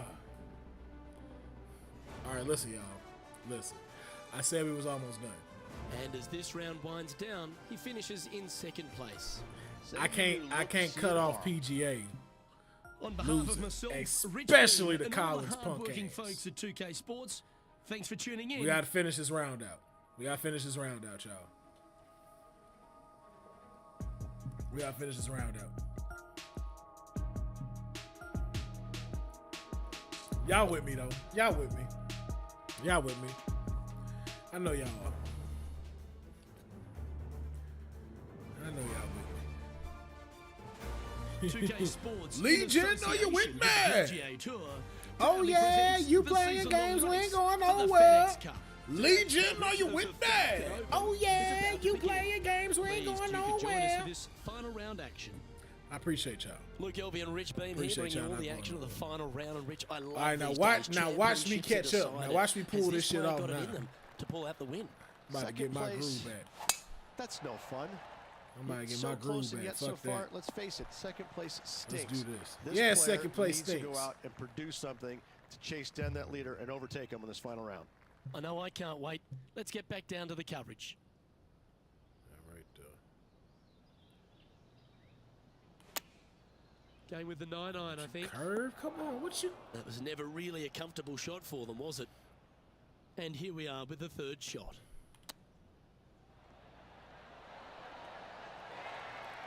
Putting for a par now.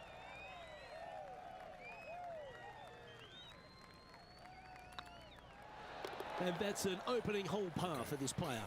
Okay. That's a rock solid par right there. He's in a share of 3rd place. Oh my God! Word, y'all gonna catch up like that? Here we are Okay, at the 2nd all right. tee. That's what we doing. Okay. Now let's get this in. Sick of y'all. I'm sick of Colin. Not a bad Colin line, thinks this it's a one. game. Colin ain't finna pass me up like And he's that. down there. Setting up here from about 185 yards. Going with the 6-iron here. Oh my God! Why are you Didn't not look to kicking? hit that one quite so flush. Getting ready to play their 3rd. Wow, that almost went in the hole. Wow! Is it because I'm live? Is it because I'm live right now? Is that what it is? Yeah. Even my dude looking at it like, what we doing, bro? What we doing? All right. No more distractions. No more distractions, y'all. Well, lovely No more opportunity to save distraction. par here.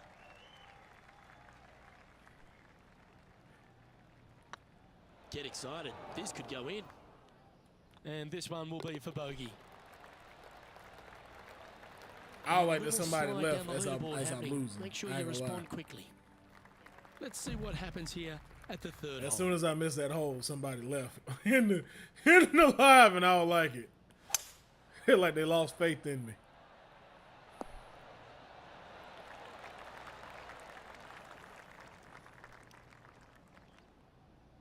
Are you serious? Yo, my ball never What's in rolls front like of them, this. Henny, with this putt? Like Honestly, I've guys, I picked stopped like counting balls at where they 40 do feet. not This is roll way like that, out. and I've never seen my shit do that.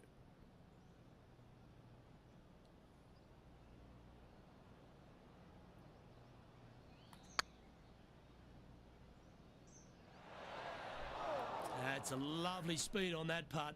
So close to the hole. Our leader is Colin Morikawa as we head to the next. Let's see what happens here on the fourth. Oh, great swing there. This shot here from about 240 yards. 4 strokes off the lead. Going with a 3-wood here. See if he can get that one to come back to the left a little. Nah, it don't roll at Well, all. that's certainly showcasing all their talents there. That's impressive. That shit Two big uphill hits and there, didn't roll. knocking it on this par 5 and 2. A fair bit on the line here. Spot the top 5.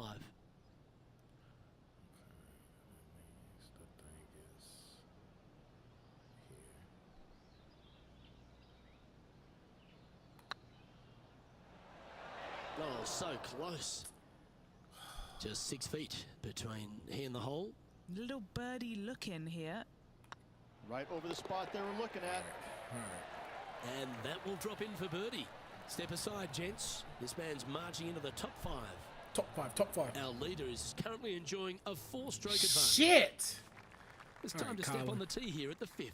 And All right, only Colin. the really long players in the game are going to be able to fly those bunkers down the right-hand side. The shorter players are going to have to hit it out to the left-hand side with maybe not quite I a can't driver, believe but Colin from is at there, 12 it's right really now. just a flick of a second shot as this hole is just 424 yards. I'm thinking that every player is looking at this as a birdie opportunity. Any bounce to the left here would be helpful. Any This bounce one's to for the birdie. left. Any bounce to the left would have been helpful.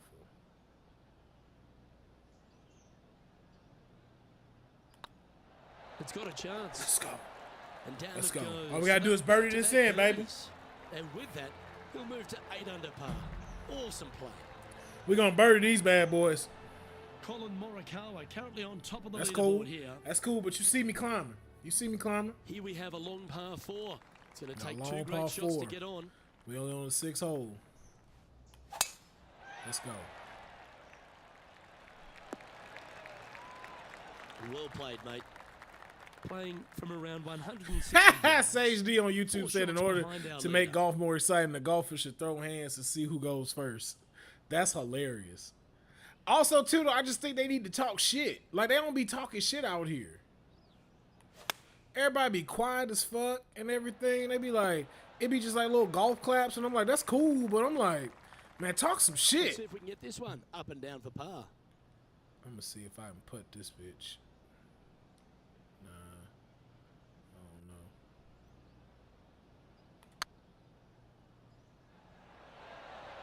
That's cool.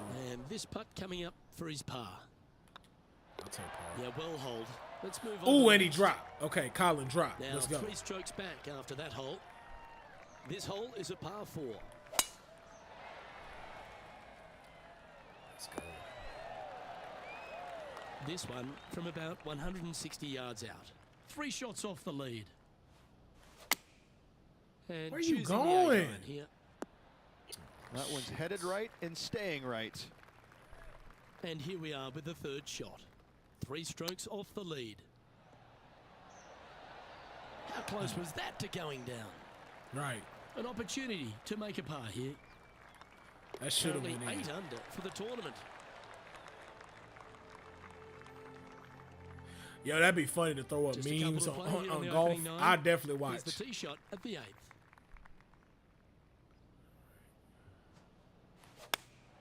Going with the I knew that 8-iron was gonna do here. that. That's why I did it just like that. This one's got eyes for the flag stick. I got y'all asses now. Good chance this one, right on 6 feet. Let's go. I didn't figure out this right now. Birdie putt that one. And a spot in the top 5 also. Oh, come on, Colin. Lovely momentum for this player after that birdie at the last hole. Keep it rolling. Yeah, this is a gift to end on. However, you've got to find the fairway really to give yourself the best opportunity. Players are not going to be able to fly those bunkers down the right-hand side, and if you hit it right of those trees come into play, bunker on the bail out to the right-hand left, side. give yourself a long iron second shot into this massive green. Lots of runoff areas all around this green, but what a great opportunity. Down. Oh, to come end this on. front nine Come with down. Come possibly down. an eagle three. That's what I'm talking about. Give me some momentum. Left yourself an opportunity. Yeah. And 11 under in front of the player with this putt. Ooh. I think I can make this. I just got to be real careful. Let's go. Great putt for an eagle. Let's go. Fucking eagle on them bitches, too. That's 2 points. Imagine golfers making diss tracks to each other. Rich, this player's just a few shots back of the last 9 to play. Did you prefer the Greyhound or the Bunny? I want to be Greyhound. I'm sprinting away if I possibly can. This player's 3 back. First off, They fuck need your to bitch start in them sprinting. clubs you claim. Long drive when we ride, come equipped with game.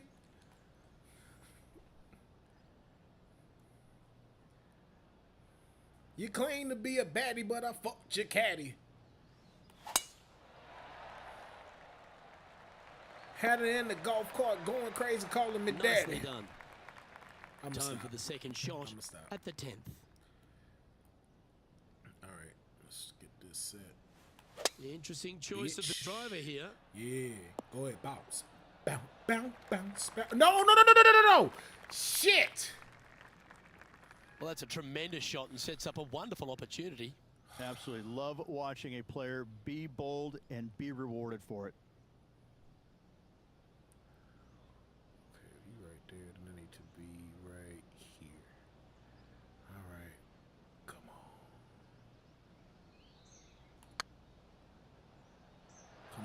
Just Fuck! Just 3 feet to go to the hole. Don't So miss this. close. They can be costly. So Not a close. bad line this. He's currently sitting in second. At least Tell you I'm one what, behind him. Inching closer to that top spot on the leaderboard, things are definitely heating up. I'm coming for your ass, Colin. Yeah, you hit a beauty, didn't you? I did. Lining up from was a around beauty. 160 yards. Currently a shot off the lead. Looks to have opted for the 8 iron. Yeah, I'll take that. I'll take that. All right, we're going with I'll an take that. extra club here. A look to get to 13 under par. All right, guys, this for 2 birdies in a row. Come on. Tracking and racking up their 5th birdie of the day. Let's I go. like it. 2 in a row. He's currently in a share of top spot. Gotta like it. Moving up the leaderboard. Never a See how I bad crept thing. back up? Y'all see how your Let's boy head to crept the back 12th up? hole, shall we? Luke, this is by far the scariest shot on this golf course. The runoff area to the left is severe. That golf ball will Shit. definitely run back into the hazard unless they catch a fantastic break.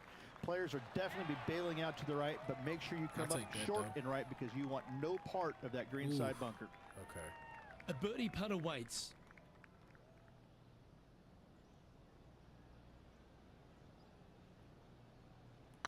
I hit this one gentle because of that. Gee, that 'Cause of line that. was looking good, wasn't it?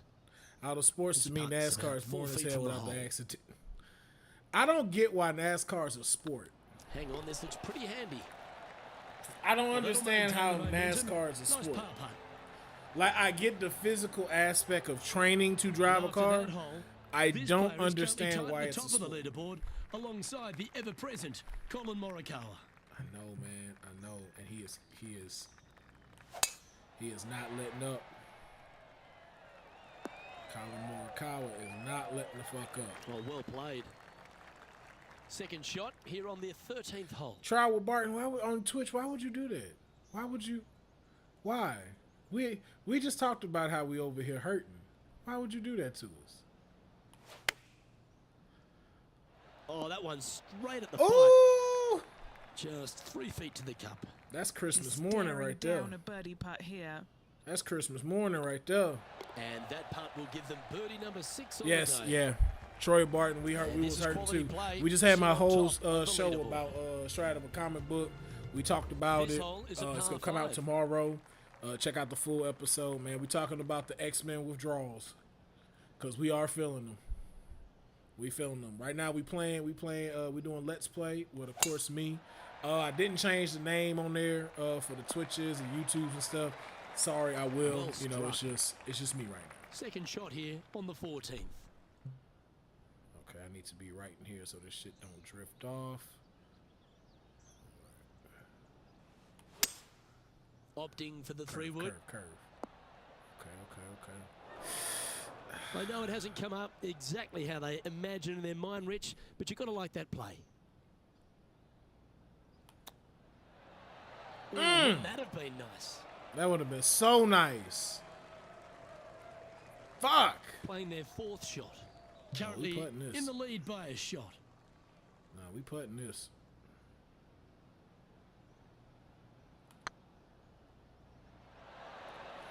Birdie just slides by.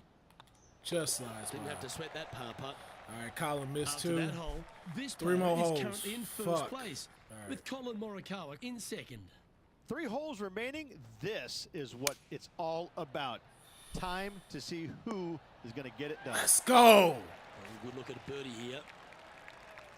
That's well holed. Now 15 under the card. Fuck you, Colin Morikawa. 1 ahead with 4 to go. Baseball is and also they boring if you're settle watching their on TV. nerves. Yeah, baseball is only good when you're playing it. Our leader Baseball is is a only couple good of when you shots play. up at this stage. 2 holes to go, Luke. I know who I like.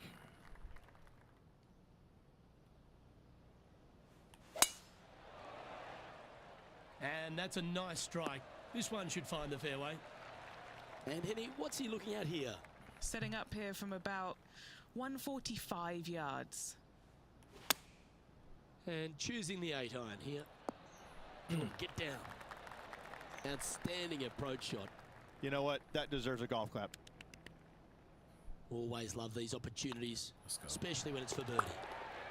Well, what a performance. That's it now. 8 birdies That's on the it. card. That's it. Back birdies moving the right direction there, Luke. Was in a Now, 2 deficit. shots up after that one. Came back to 2 the holes to go, lead. Luke. Can they hang I gotta on? hold it though. We got 2 holes. Looking to ride the And Colin momentum after Morikawa coming off a could birdie here Pull with some this shit shot. out his ass. Standing on this par 4 and leading. What's the strategy? What's going on through their mind? Attack it or lay back? Ooh, shit, that was. Second shot here on the 17th.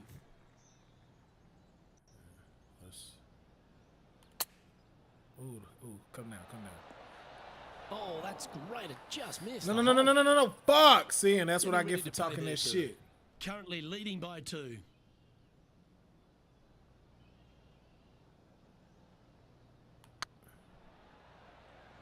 Come on. Ah, Both just feet a coming little up to more the cup. power. This is huge for momentum. Gotta try and Just a hold this. little This- more power. And it got in. Yeah, nothing to sweat over that one. Well hold. Come on, did he get it? And Ooh, after that shit. performance, Tiger they'll stay Woods, right what the where they fuck? are in the standings. All right, Rich, you know the scenario. Tied for first place as we begin the final hole. Luke, there are some anxious moments out there. It would not shock me at all to see this go to a playoff. And Henny, what are you seeing down there? Setting up here from about 195 yards. No. I need to go right down a little bit. Going with the hybrid. Bounce. Damn.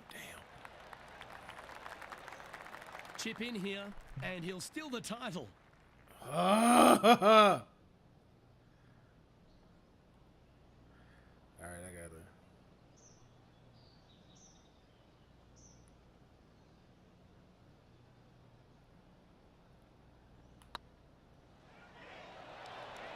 Shit. Rich, there's an opportunity that slides by.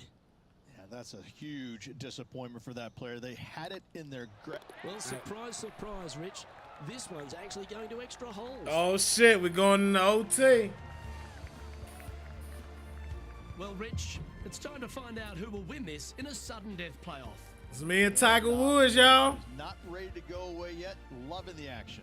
Well, here we go, Rich. A sudden death playoff to decide this championship. Oh, let's get into this. I can't wait. Okay. Okay.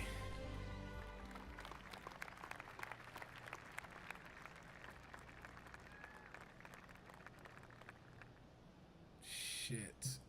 Me and Tiger Woods, y'all. This looks to be heading for the cut stuff. From about 200 yards out.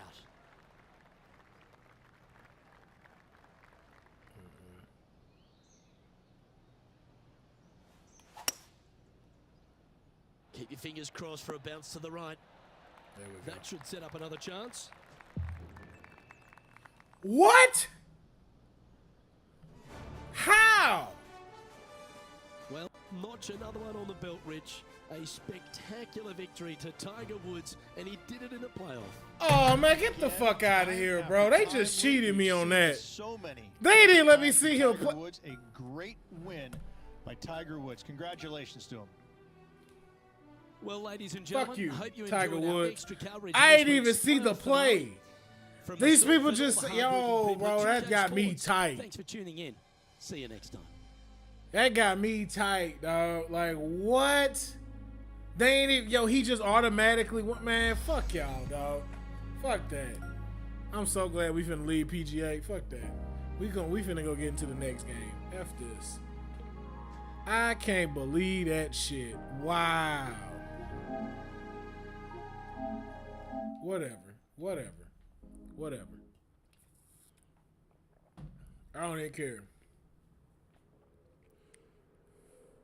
You dang right, Sage, you over YouTube. Tiger Woods back there fucking somebody to just have him win that shit. But I guess if you're going to lose to anybody, I guess you lose to Tiger Woods. But whatever, man. That's some whole shit. I don't even know how this dude won. But, man, we finna jump into this WWE 2K. Now, listen, y'all. Here's how I got this set up. Now there's over 200 characters within this whole game. Now I've mashed it to where present, past, and that's about it, have molded together to make the ultimate WWE super shows. All right. And the first ones we even starting off with is my character. As you can see, we're gonna go to superstars. We're gonna be centered around my character, the Goliath, Willie P. It's Willie P, y'all. It's been a minute, y'all. I'm still in it, y'all. Fuck the critics, y'all. So we out here. This is your boy at a solid 90. We got a whole bunch of people up in the NXT realm. One thing I do kind of want to change up though, real quick, before we get started. Show details. I want to change their arena real quick. I like the old school SmackDown arena. That's just me. But we're not there right now. We are not on Raw either. Was there a better Raw? No, I'm okay with this Raw. Was there a better NXT though? That's Gold Rush. I guess I don't mind this NXT. Yeah. I prefer the better NXT, but it is what it is. Yeah, so we're starting off at NXT. That's where I've been assigned to. And so we're going to go, as you can see, the calendar. We're going to go ahead and jump into this thing. The first day of NXT. Let me show y'all who is on the roster. So we got Akira Tozawa, Elba Fire, Apollo, Adonis, Austin Theory, Exium. Bad Bunny is on the roster. Baron Corbin is still here. Blair Davenport, the Boogeyman, and I'm coming to get you, is coming through. My boy Braun Breaker, Bronson Reed.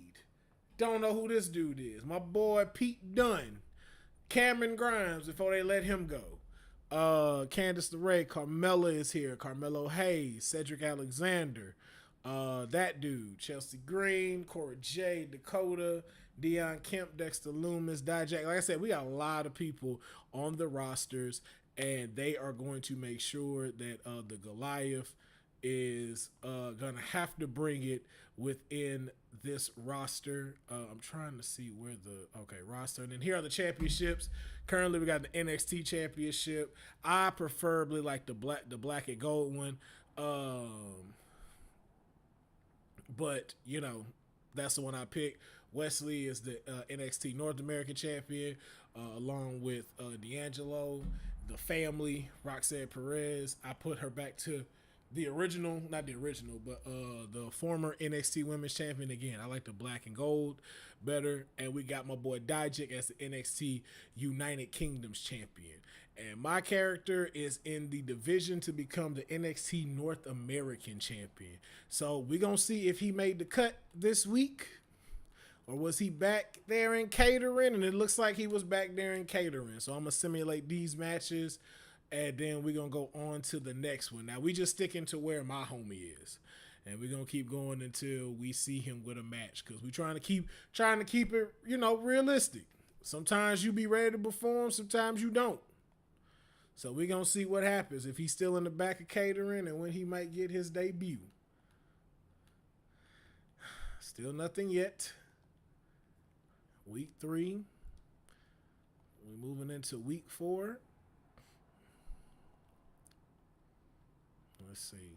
Do my boy got anything? Damn, ain't got nothing for him. All right, we're going into their pay-per-view, which is Battlegrounds. Yeah, and they got 10 of them. Okay, yeah. NXT Battlegrounds. All right, we got some time. Oh, shit. Okay, so it looks like we got my boy in a tag match. Not sure why he's in a tag match. Not sure why he's in a tag match. But since he's here, what I'm going to do is I'm going to change this up. Don't need to be no damn tag match. Don't even know why you gave him a tag match. He ain't in no tag team. So, yeah, let's switch this up. So, we're going to go normal Battlegrounds. We're going to battle. There we go. Shit, they gave it to us. Duke Hudson. Duke Hudson is going to battle the Goliath. All right, now let's go ahead and get up in this thing.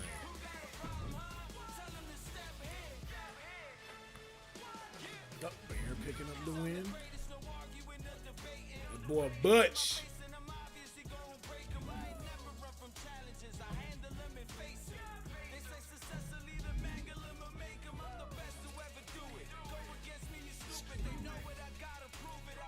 All right, Noam Dar, can you do it? Nope. Dijak remaining. All right. Here we go.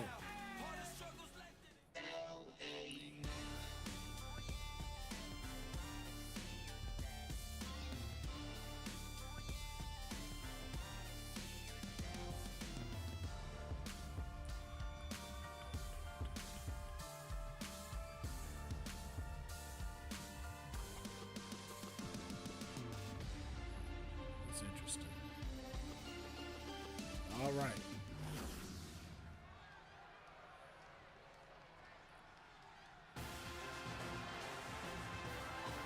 Hold on tight, everybody.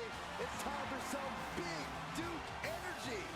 Duke Hudson earned some major success in NXT and wants to expand his horizons. The following contest is scheduled for one fall.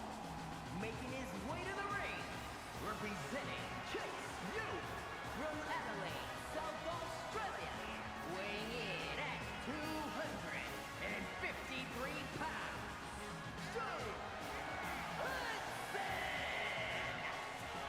Duke has made Chase U the accredited, prestigious institution it is today. You have to respect Duke's journey. He experienced a new level of success when he started taking his studies seriously. I'm finna fuck him up. Duke has all the pieces needed to become a breakout star. Now he needs to put them all together.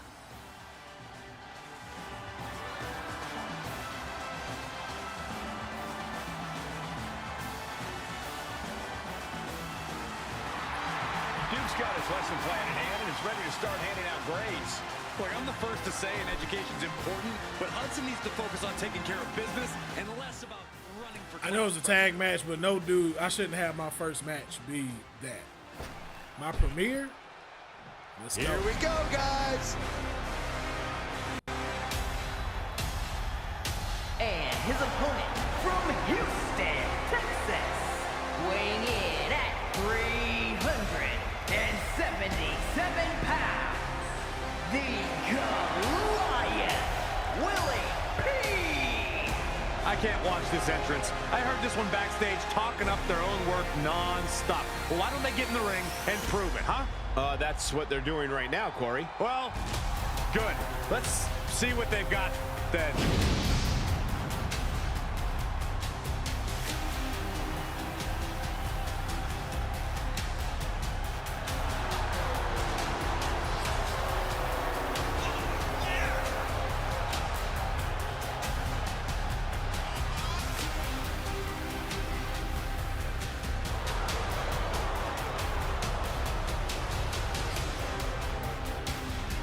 A guy who treats every match as if it's the biggest one of his career. He definitely plans to steal the show tonight. That's facts.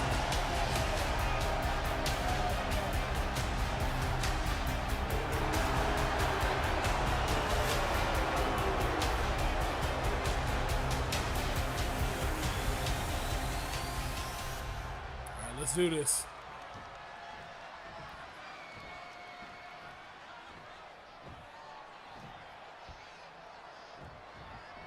You can see by the look on his face that he came here tonight to send a message. He's certainly determined to prove a point, and that's that he should be on top. Well, he has the opportunity to prove that point tonight, Corey. We'll see if he's all bark. And standing across from him, we've got Duke Hudson, a man of great intelligence and even greater size. While his size is certainly noticeable at first glance, it's really due to dedication that's earned him the Dean's List. That kind of unrelenting mindset to get better every step of the way is not something you can learn, no matter what university you go to. Hammerlock cinched in, followed by a suplex. Counters that. Jumping knee strike on point. Look at this display of power. Overhead, belly to belly. I've seen Saxton thrown out of a few local bars like that before. Please don't remind me, Corey. Lives to fight another day. And this match will head back to the ring.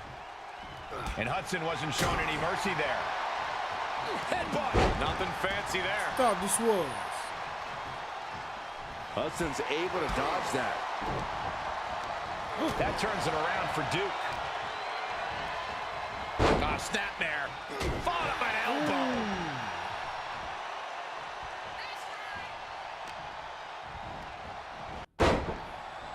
And a bionic elbow. Taking flight.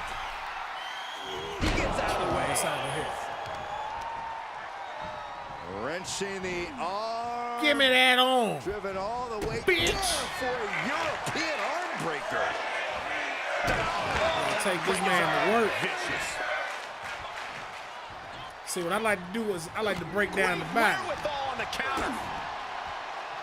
The clubbing forearm.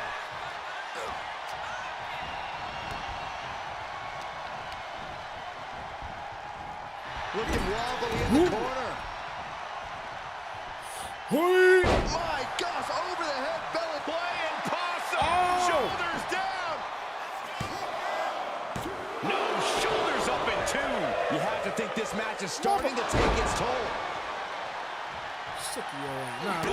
This match's brutality starting to show on him. And this match is not over yet. Things are only going to get harder from here. Look at them leg. Look at that leg. Nowhere to go. Come here. Can't do What shit. are You we can't about walk. to? Ooh. And any one of those shots could take you out for good. Look at No, that. let him break his arm. So Vicious. we finna break the body down. You think a big man can't fly? Oh, that is the attitude of a daredevil. The ability to take risk with minimal trepidation. No fear, absolute reckless abandon. Come here. You gotta break the body down. Down for a European armbreaker. Duke has to be discouraged here. Duke needs to trust his instincts at this point. And he throws the opposition back into the ring.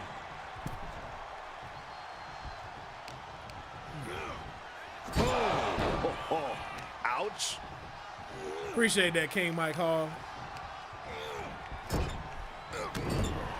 Says, I'm glad I followed this channel. Shots in the corner. And look at this, express in the cover. No, he pops the shoulder before 3. You have to think this battle is starting to weigh down on him. Duke's looking completely powerless. Whoa. Timing with that reversal. He missed. Look. And Duke pays for leaving an opening. Now.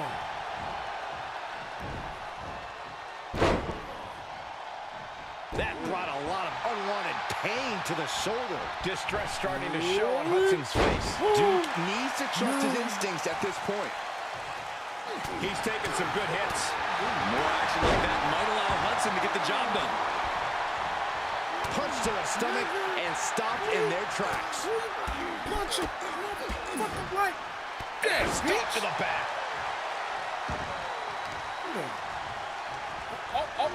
That turns him around for Duke.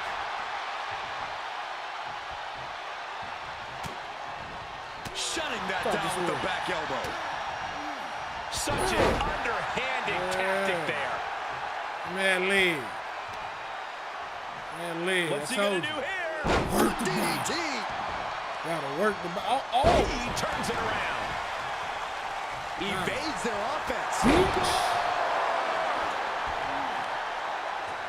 Come here. Looking for a figure 4. God, that hurts. Boom. Catches the arm into a takedown. Armbar applied. Will they tap? It's cinched in. I think we're just almost... Where you going? Whoa, look at that. And somehow he's able to work his way out of the hold. Able to reverse that one. Man. Distress starting to show on Hudson's face. It's like a muzzle being placed on Duke's offense. He didn't know who he was stepping in this ring with. Got him set up in the corner of the ring. This superstar mowing their opponent. Look at this. They don't call me the Goliath for nothing. Eats a punch to the face. And that can be a first step towards Duke gaining control. Prime opportunity now for him to get some separation and gather. Sister Mary clearance. Good night. He's going for it all. Can I do it? Looking to finish it off. Hey! Bomb! And he's taking out a persistent assault. He can't just think of riding this out. He has to get on offense. He's getting up, but there's danger in front of him. To the sky. Good Lord, taking flight. And after that, you know things have just kicked up a notch. Pedal to the metal right now. How much longer can these superstars continue to fend off defeat? Every objective has been met with equal measures of tenacity. It's going to take a lot to close this one out. Just carrying the opposition anywhere they want. Oh, that might have just broken something. Oh, man, they do not care who or what they destroy. Yeah, Byron, you are dangerously close to being collateral damage in this one. Catches the leg. Oh, you whore.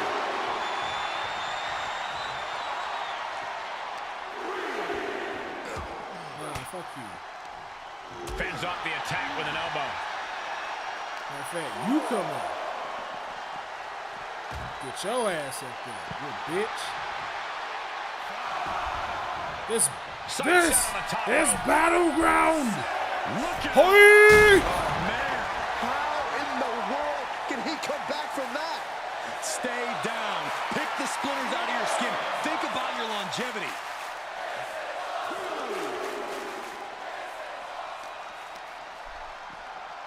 Goes under the ropes to get back inside.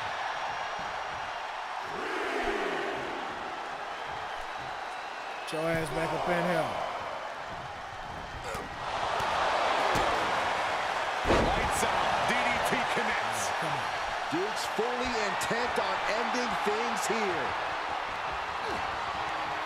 In position and now muscling up their opponent. Crucifix bomb. Duke could seal things up. And a kick out. What on earth? I'm absolutely stunned. A display of near superhuman resilience. After seeing that, it's hard to imagine what it's going to take to keep this competitor down. That was the home run shot that got robbed flying. Boom! Denied and slammed down. The WWE Universe really these superstars on. Pumping the adrenaline they so desperately need right now.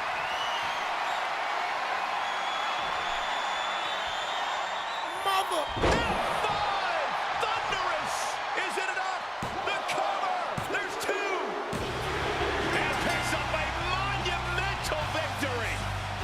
Not bad for a first match, man. We're going to be hard-pressed to see a better match than that. Here's another look.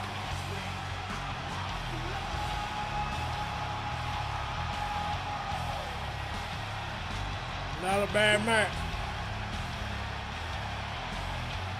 That dog will hunt. Here is your winner, the Goliath, Willie P. Duke Hudson hanging his head in defeat.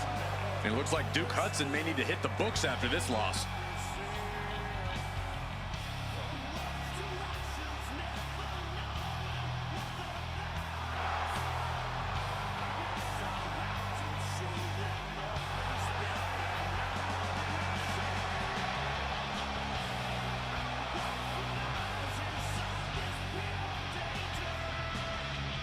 That's not bad. 4-star, 4 out of 5. For a boy's first match.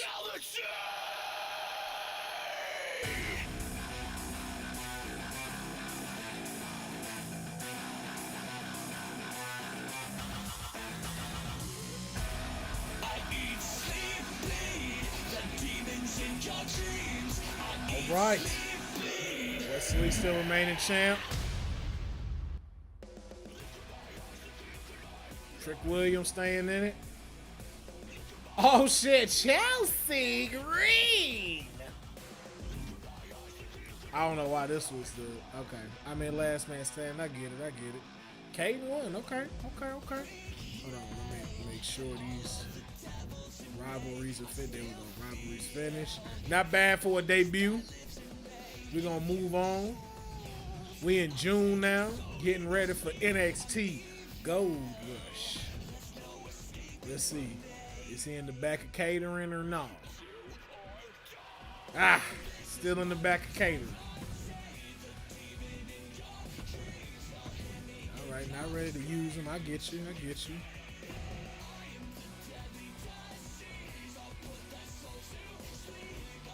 Still nothing.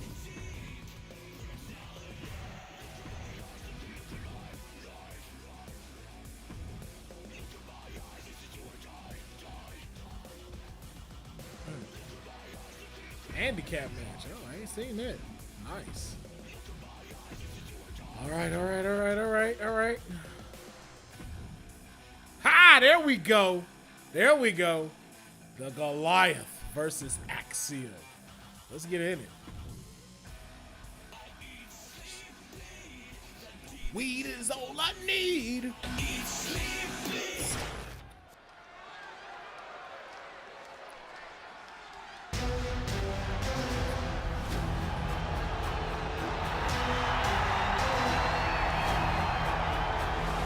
Like something straight out of a comic book, here comes Axiom.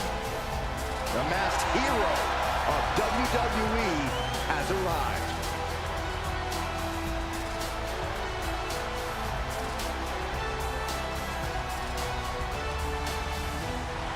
The following contest is scheduled for one fall, making his way to the ring from Madrid, Spain, weighing in at 154 pounds, Axiom!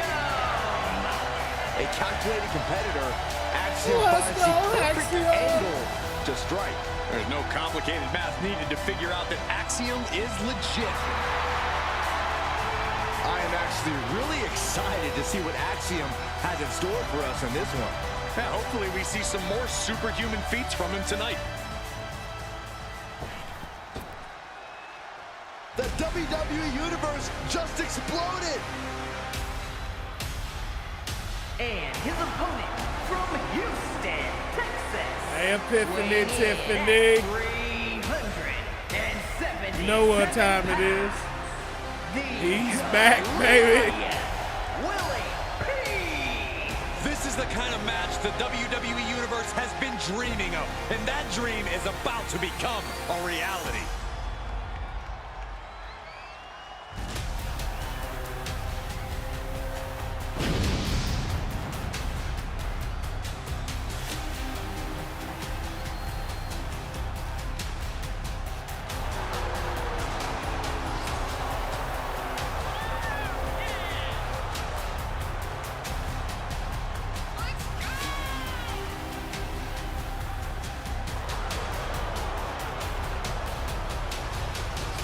I mean, hey, Albert, hey, it's about to go down like fish game streets in face July. on, ready for a major battle.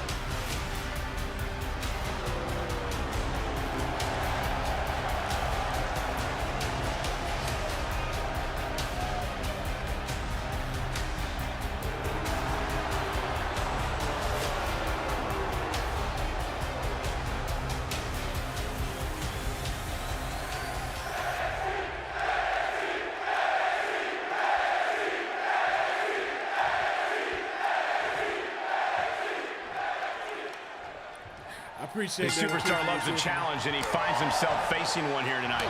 Yeah, he's not afraid to stand up to anyone in this locker room, which sometimes gets him into trouble, but is definitely one of his more admirable traits as a competitor. I don't know why they Never had me go backing up down against from him, any but, challenger, you know. no matter what.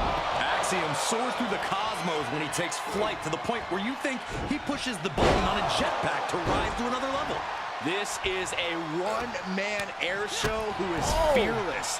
The faster the match moves, the greater the risk, the more focused Axiom becomes.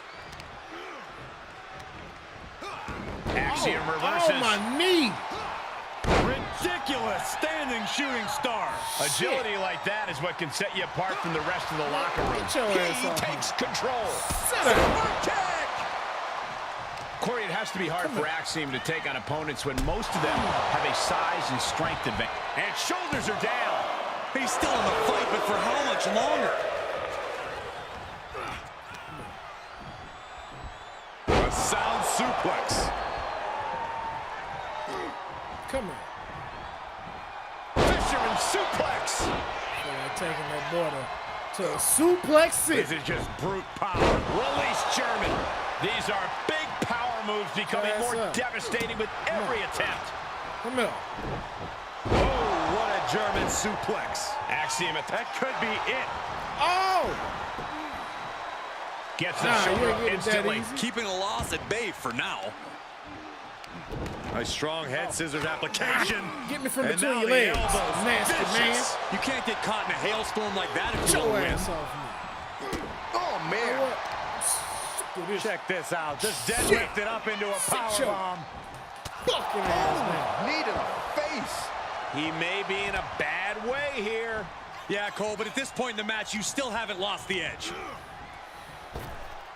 That's out my brain. The adrenaline is pumping, and the WWE Universe is on his side. Up the turnbuckles. What's he gonna do? We're gonna finish it. What? Took a leap of faith and connected perfectly. This could be just what they needed. Held in a perilous position. Focusing on the midsection, knocking the wind out of him.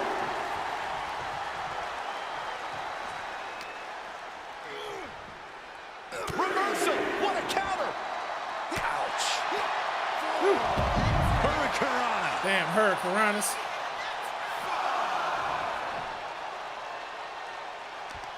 Get your ass off me. He returns to the ring. The referee continues the count, may call it soon. Wow, the last second beat the count out. Brings the arm, ripped down into a backbreaker. Into a ripcord lariat. Maybe not. Oh, another small package. And he doesn't let the pin last long at all. He's not even close to being done yet. Oh. Unbelievable athleticism. Acrobatics like that take a tremendous amount of cardio and strength. The gorilla press on the apron is hate. That was a vicious display. You can almost see the disdain in their eyes. How this business is. Get your ass off my arm. Armbar applied. Making the arm numb makes your opponent very vulnerable. And Axiom got turned around there. We might be close to the end. Might want to walk it off or shake it off or do whatever he needs to do to get his head in the game here.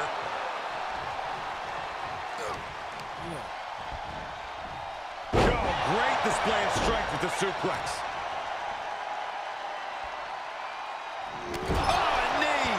Lights out. Axiom reverses. The impact off that clothesline. And there's another one. Caught the kick. Intercepted. Nice sweep of the leg. He can end it here. Kick out before the refs count. He is still very much in this. Jumping knee strike. Oh, busted him open. We got him busted open, y'all. Ringer applied. Will you wrestle like hell? Never said I wasn't.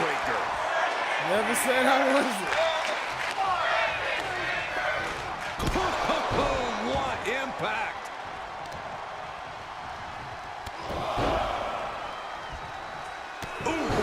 Carefully measured knee strikes. Lefty with these knee strikes. Come on. Waistlock go behind. Oh! Shoulders down. Counters. Bitch. It turns it around and has the pin. Gets reversed. Is it enough? Trying to steal one here. Oh! And the refs can't start the count. Where in the world does Will find such strength at this stage to kick out that early in the count?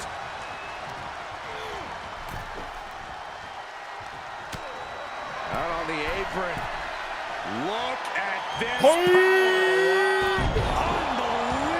Deadlift. He's going for the pin. This could be it. Into the pay window. No, stops the count at 2. A long 2.5 in the waning moments of this match.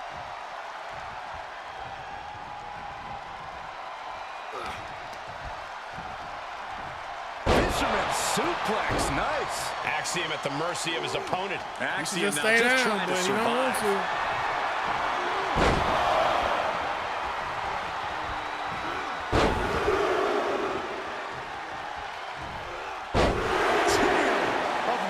German suplexes. Are you getting back up? Super kick. Good night. Super kick.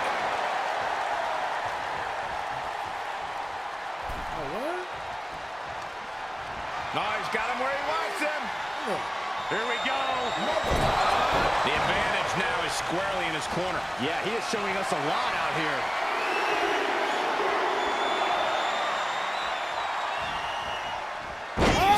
For that one. He's pushing back now. Prime opportunity now for Axiom to get some separation and gather himself. Who the fuck you throwing him to? Man, dangerous spot for him to be in. Right hand. No.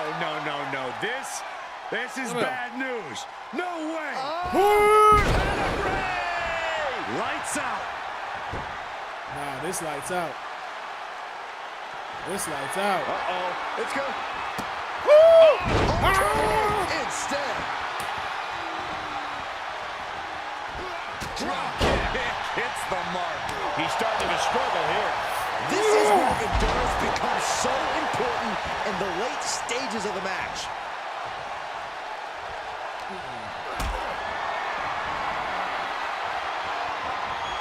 Put it in position now.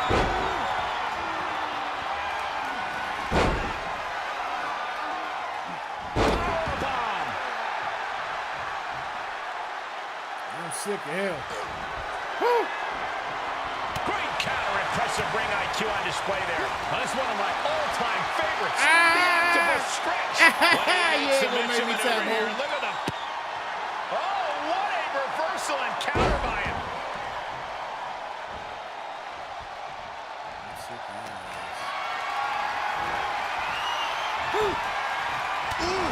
Getting cut down by surprise. Get out the ring. Taking this match off the mat. Off the top. Nah. Oh, the high risk doesn't pay off. A completely ill-advised decision, likely going to pay for it in the rest of this match. Down for a European arm breaker. He made me mad, nah. You wanna fight? Well, let's fight. Great strength being shown here. No. Power bomb out of the apron.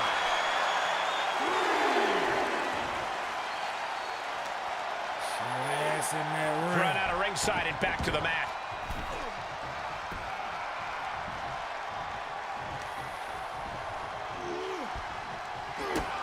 Kick to the gut. Woo. Oh, you whore. He's been placed in the corner now. He was elusive there.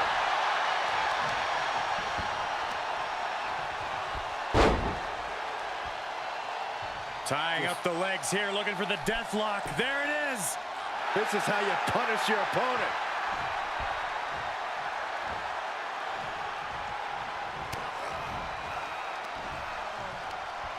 Come here.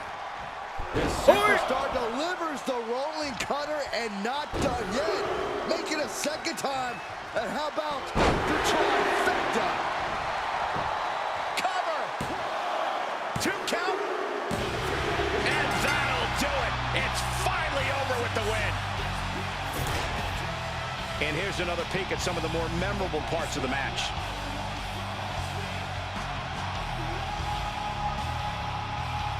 Here is your winner, the Goliath, Willie P. Ultimately, the opposition was too much for Axiom.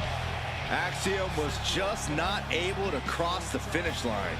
No, he was Axiom not. was well intended, but he was unable to get back in the match, and he suffers the L.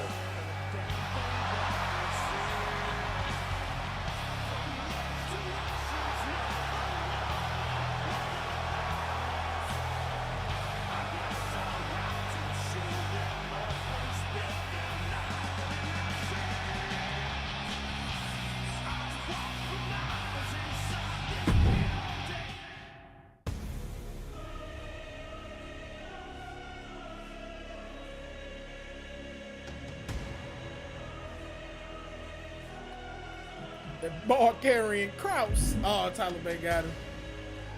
Yeah. He gone. He gone. Yeah, all right, or in the words of Albert over YouTube, he dead. Yeah.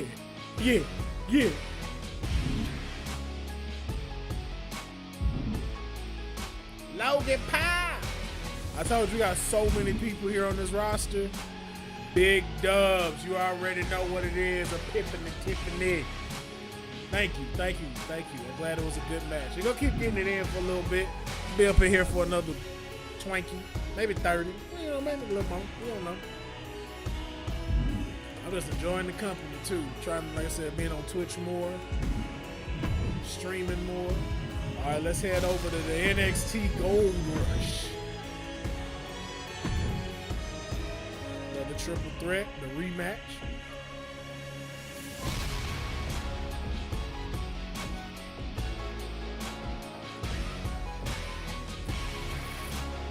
Okay. Not on the card. All right. That's cool, though. That's cool. That's cool.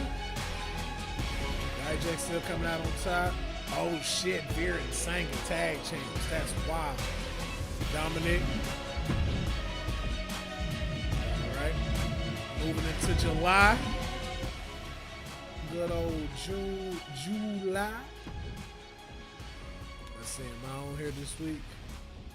Damn, they ain't got me on here this week. That's crazy. After what, but Axiom's on here after what I did to him. Oh yeah, John Cena, first, rookie John Cena on here.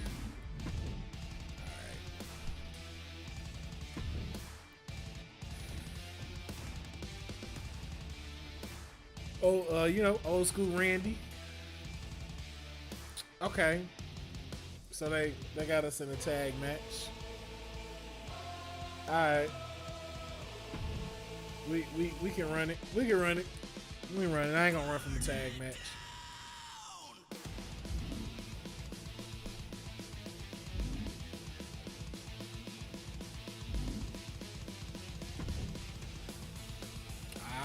We part of a rival. Got you.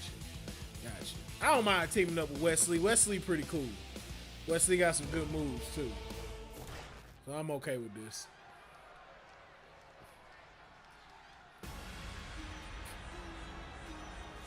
Yo, the way they got them eyes on the main stage is crazy. He look cross-eyed. Do he not look cross-eyed right here? They are wrong for that. He is sat beneath the learning tree of the modern-day Maharaja, and he is ready to show what he's learned.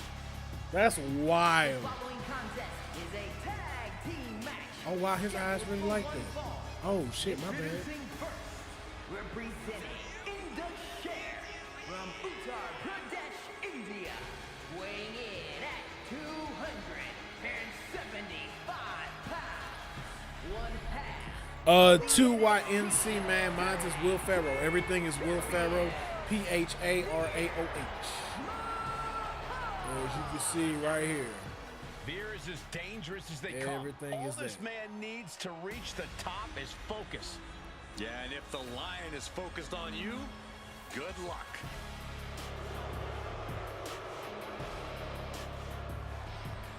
And his partner, representing in the share from India, weighing in at 297 pounds, 1/2 of the NXT Tag Team Champions, Sangha. At one point in time, Sangha served as the enforcer. DJ the Icon, man. Welcome, bro. Grayson Waller. Welcome.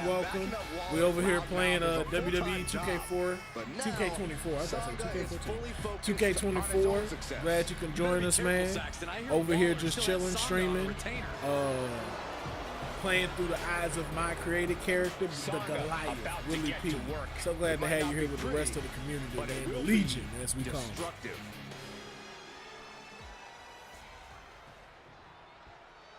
Oh yeah, I am pumped for this guy.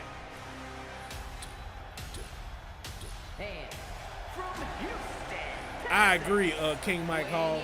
They should have been tag teams at least once, man. Drop of the ball. the Goliath, Willie P.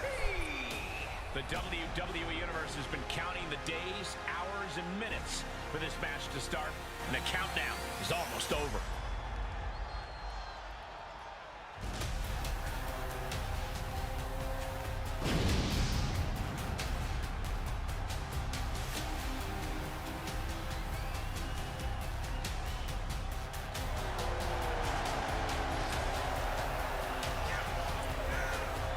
First tag match. My first tag match. A competitor who does not know the meaning of the word quit. He is ready for battle.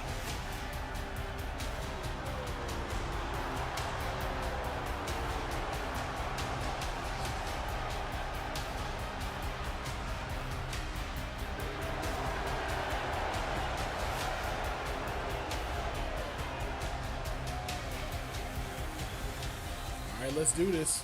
Tag team. Who's my tag team partner?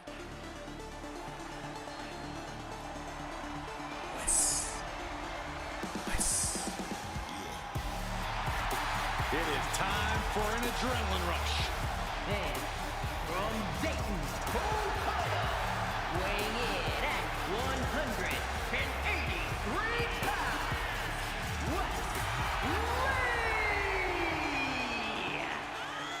Many folks thought Wesley didn't have what it takes to become a single superstar.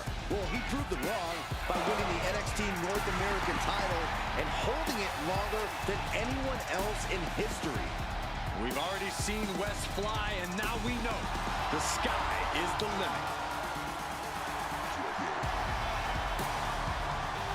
We know from experience that Wesley has no problem taking on all comers. Yeah, Lee will take any chance to show off and show out, to soar through the skies. Wesley will take it. And I can't wait to see him compete. There's the bell, and we're about to see the sheer brutality of Indus Sheer. These guys feel they haven't been given the opportunities they deserve. They're here to take what's theirs, and they're doing that with unadulterated aggression. The question is, will their dominance be seen and heard tonight? You can't argue their credentials, but don't overlook the team they're squaring off against. They've done their homework. They're coming into this fight as prepared as you can be. And that can be a difference maker, Corey. You can be a great team, but if your opponent has you scouted, you can become very vulnerable. Give me that on. Stop running. Give me that on. Goodness gracious. You got to wonder if there's more animosity in this match than we previously thought. Foot DDT. Wow, that is some impressive strength. Hey. The amount of force behind that. One more time. One more time. Hey. Oh. Demonstration of power. And the line looking like I like that. I like that, Wesley. I like that. Let's take him to school.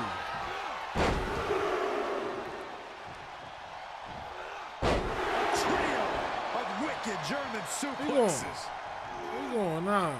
Yeah, this is how we do it. He got whipped into that corner. Tag made. Oh, here you go, bro. Oh, right to the gut. Man, oh, man.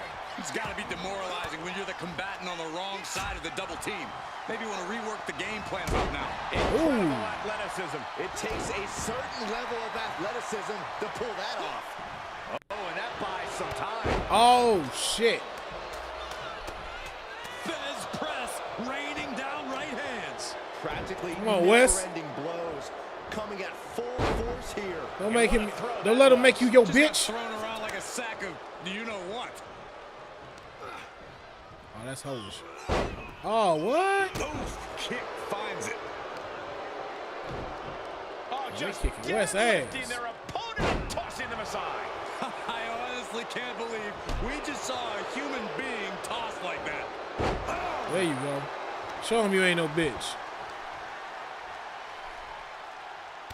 What that's are we right. about to see? Work the leg. Work the leg. Who won the race?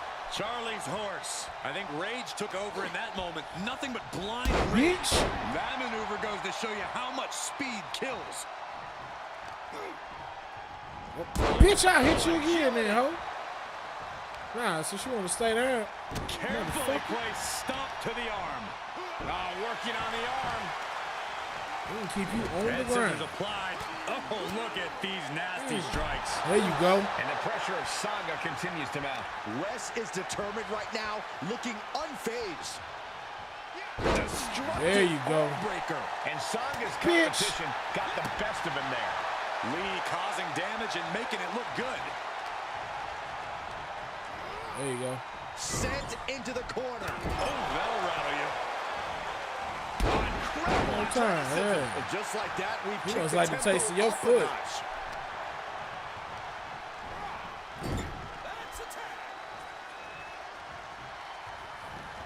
Bitch. Knee strike. Oh, right on the jaw. Check this out. What? Moonsault with an assist. Nice. Hey! Oh, he moved. That would have been a cold-ass completion.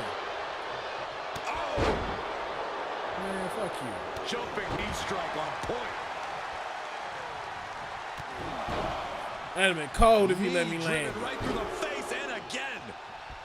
Relenting with these knee strikes. Just never had a chance to block any of those. Good. Waistlock go behind. Up and over with a German suplex. We're not finished yet. Another one. Oh, come on. Enough is enough. A trio of wicked German suplexes.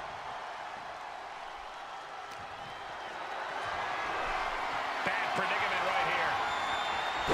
Power slam. Bam. Nah, where you going?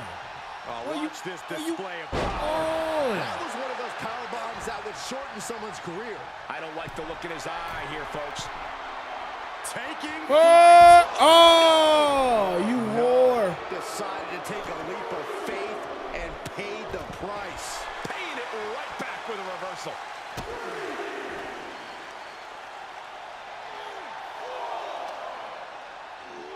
Tossed back into the ring.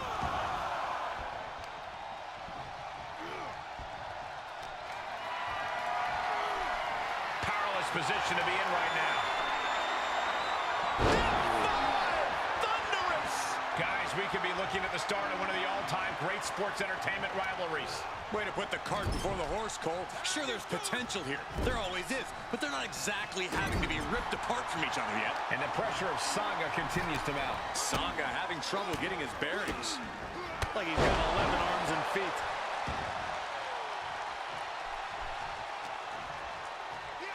Vicious combination of serve. strikes. Oh, my goodness, what a knee strike.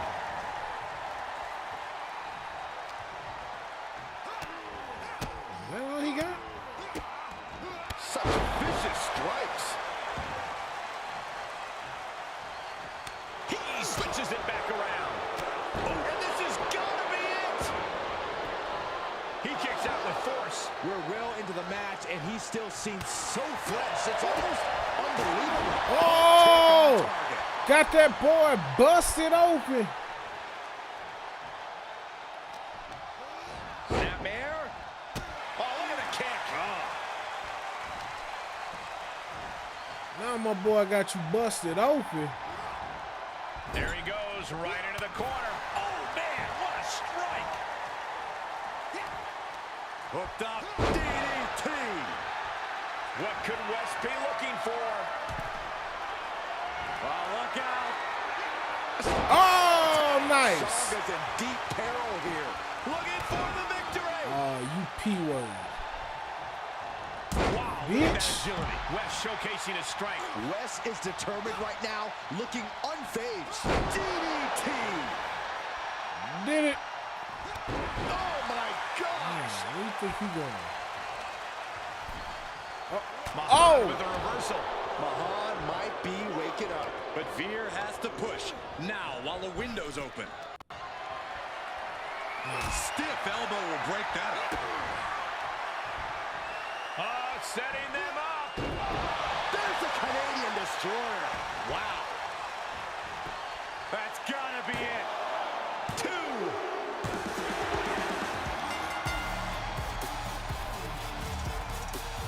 Pretty incredible match. But y'all lost, though. Y'all got the belts, but y'all lost. We just pinned the tag champs, Look man. here. Oh, some taunting going on. Future matchup, perhaps? I'd say that's a highly likely possibility. I don't like the match wasn't about us at the end. I don't like that. I don't like that. Match should have been about us. We won. Whatever. It ain't our rivalry. I do know one thing. I need to go fix my tag team shit. Oh shit, the title on the line. Oh, Baron Corbin is the NXT champion, beating Trick Williams. All right, before we get to American Bash, just in case they got a little something for me, let me go.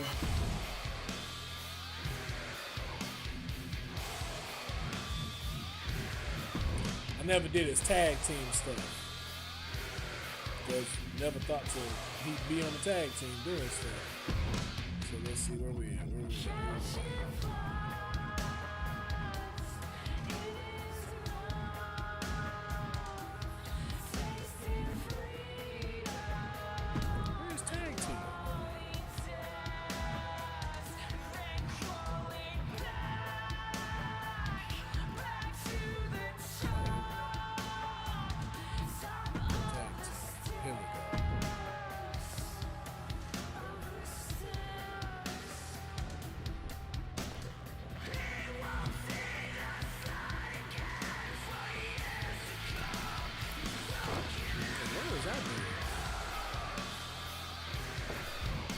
We didn't do none of that.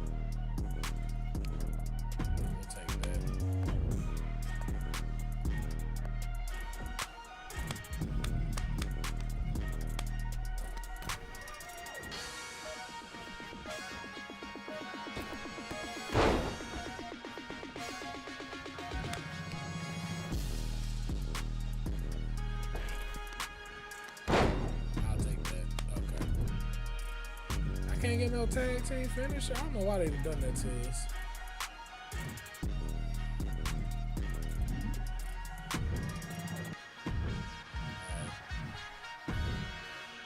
Just want to get my boy upgraded.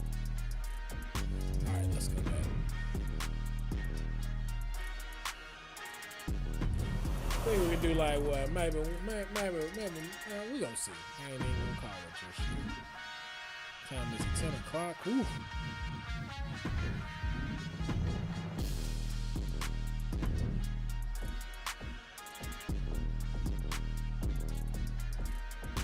Damn, not one match. I want to fight at the Great American Bash.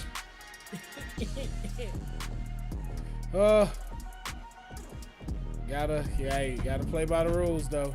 I wasn't booked. Oh, Dakota Kai is NXT Women's Champion. I like that. I like that. Dominic still pertains. Oh, Sami Zayn is now champ. Damn, sorry, Baron. That's kind of wild. Oh, shit. Chase U beat them boys. Not a surprise. All right, we still in July.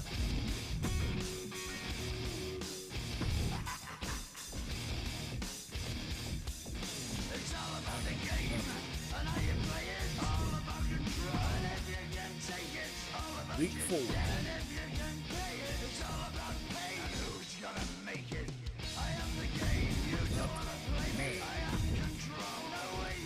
Alright, we in August now.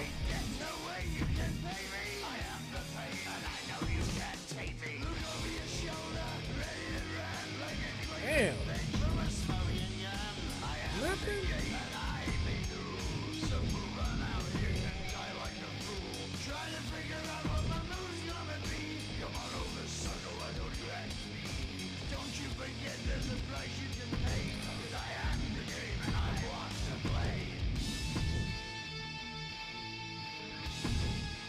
Give me something. Man, y'all just got me in the back of catering.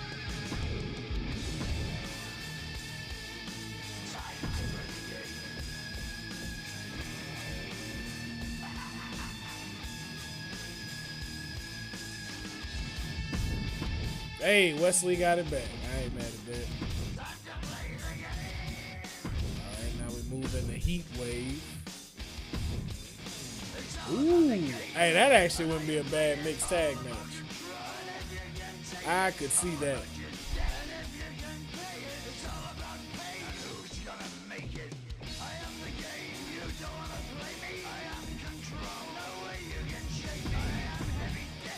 Okay, Baron got it back. Nice. Oh, Dominic got it back. That's wild. All right, we're going to head it into No Mercy in September.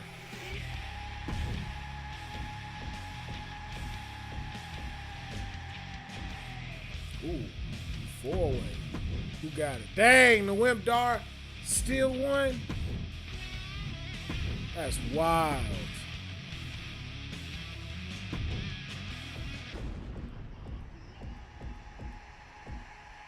Fatal 4-way for the women. Let's see.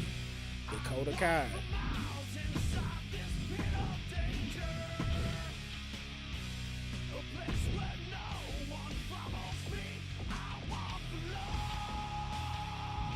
That's a good matchup.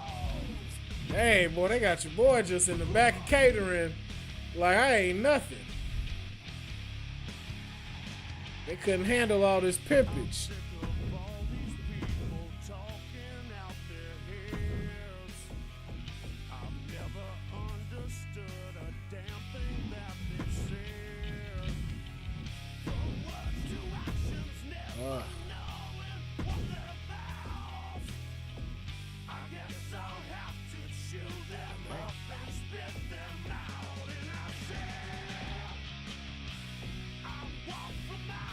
Oh, shit.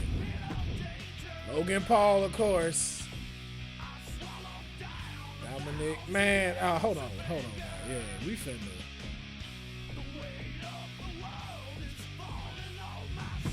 Is the rivalry done? Yeah, all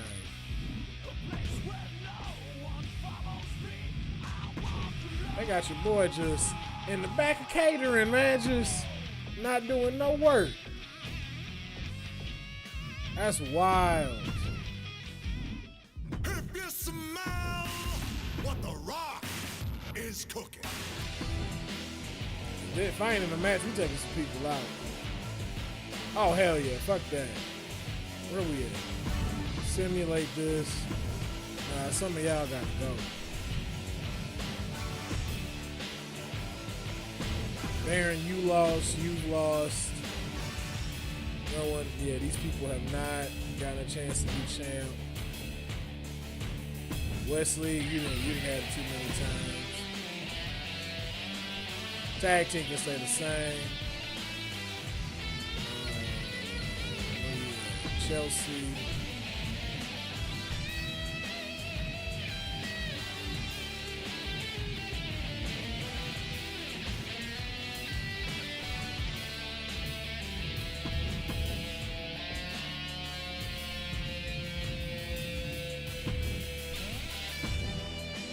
Wait, who?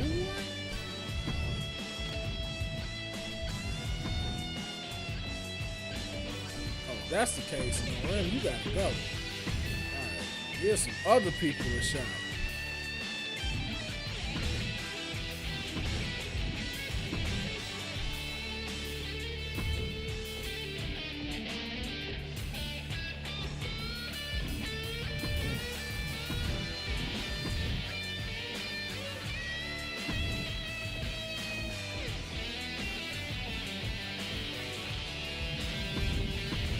Oh, Grayson Waller did. All right, now we're moving into Halloween Havoc. They still got me in catering and I don't like it.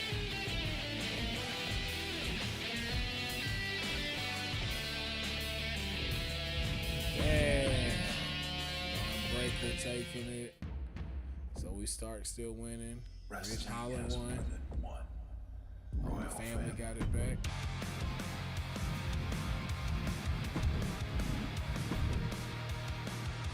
Surely I gotta do something.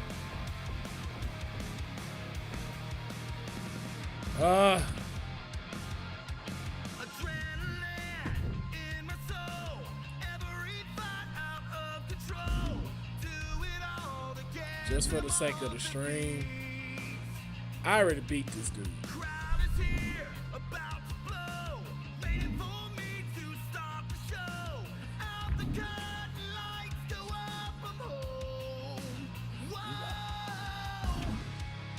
Look, I already beat this dude, so I'm gonna pass that up for now.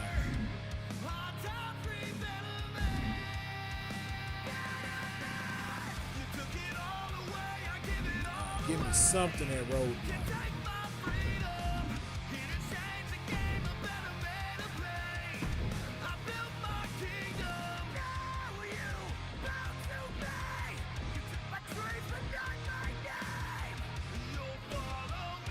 Hey! Look at your boy! He must have didn't like what I did to Axie. We going up against the Shine Man.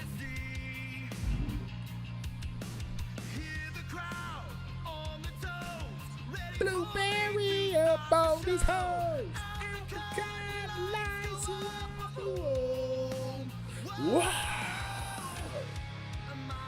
All right, we're going to hit one more match before we get up out of here.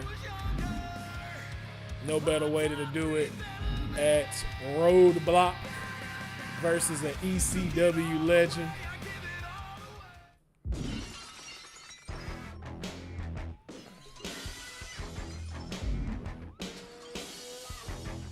Oh, how y'all keep letting Dominic Mysterio win? All right, it's me and the Sandman. Me and the Sandman to end off the night. Very fitting since I'm about to go to sleep after this. Mr. Sandman, bring me a dream. Oh, the original hardcore icon is here. And I'm going to go out on a limb and say things are about to get crazy. The following contest is scheduled for one fall. Making his way to the ring from Philadelphia, weighing in at 240 pounds, the Sandman. The Sandman. You want to get hardcore? You want to get extreme? The Sandman is more than ready to brawl. Yeah, a man who can definitely hack it in hardcore environments, but can throw fists by the book as well.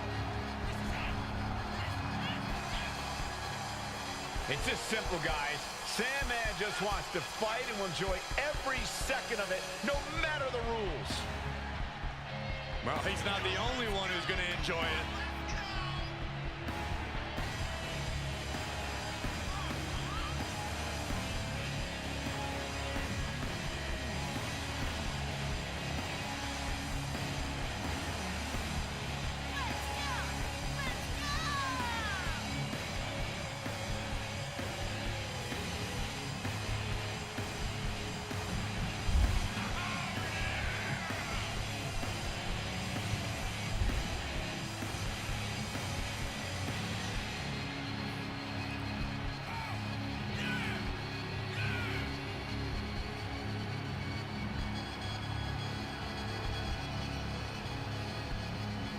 Good thing you bleeding already.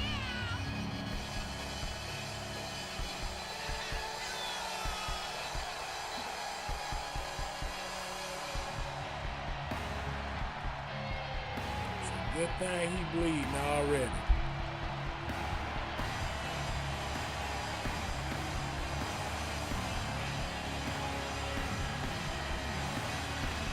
Sandman is a guy who quite simply refuses to conform and demands victory by any means.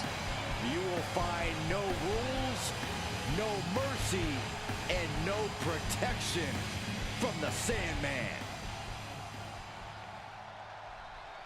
All right, I love this guy.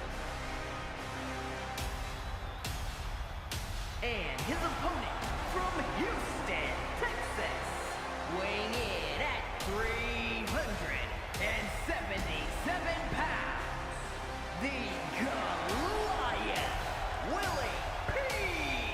Guys, this match has the potential to completely change the WWE landscape, and it's because of this level of talent involved. All right, last match of the night. Let's get it.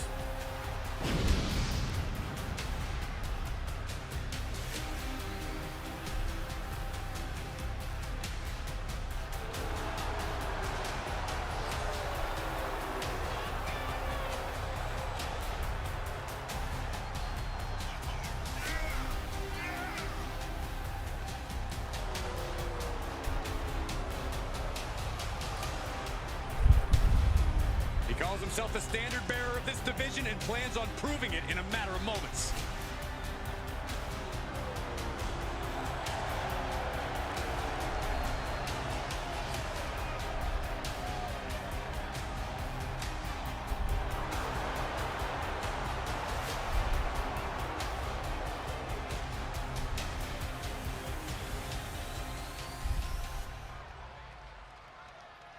All right, let's do this.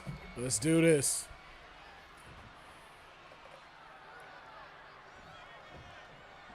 We've got one of the most outspoken superstars on the roster in the ring right now. Yeah, Cole, he's made it very clear what his intentions are and that no one is going to stop him. They might be intentions, but only time will tell if he's a man of his word. And he's facing one of the most hardcore superstars we've ever seen, the Sandman. It's kind of funny to think that he originally had a laid-back surfer personality, which is a long way from the beer-chugging, cane-swinging man who we now see in the ring today. Although there's nothing funny about the way he viciously attacks his opponents in and out of the ring. Watch out! Across the ring with a bulldog. And up the turnbuckles we go. He's lining him up. Sky high. Reversal. Can he take advantage? Waistlock go behind. Up and over with a German suplex. We're not finished yet. Another one. Oh, come on. Enough is enough. And continuing to punish their opponent with a German.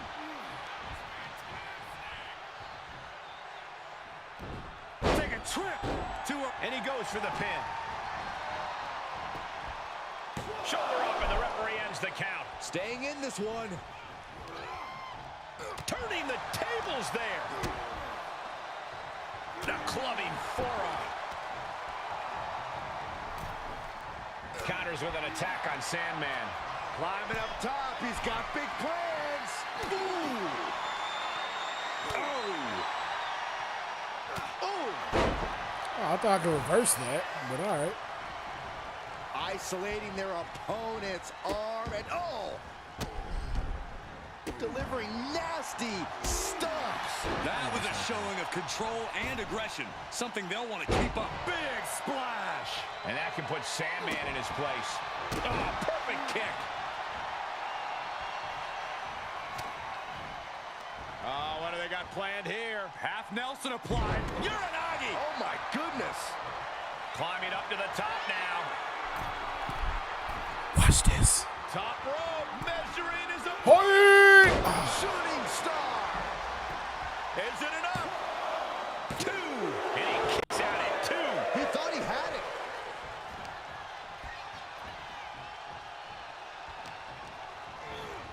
Impact in the corner.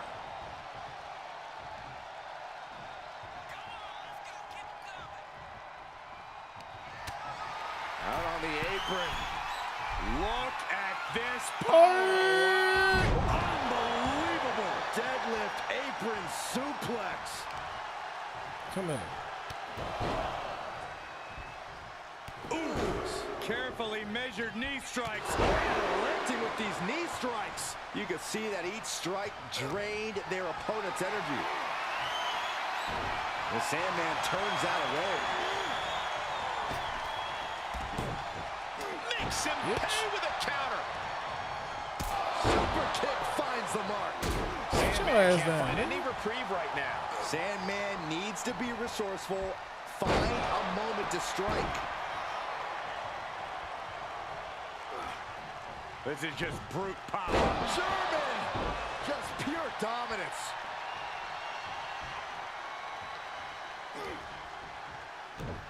Power from the suplex. Producing consecutive attacks. This is frightening strength here. Come here, Buck Rogers. Arm wringer applied. Down for a European arm breaker. Yeah. Whatever's planned here can't be good. Can't prepare your face for that. He's executing on his plan perfectly. Stringing together some big moves here. Well scattered reversal there. Super kick! Uh-oh, this is just vicious. No, that'll break his arm. Vicious. The end is looming now.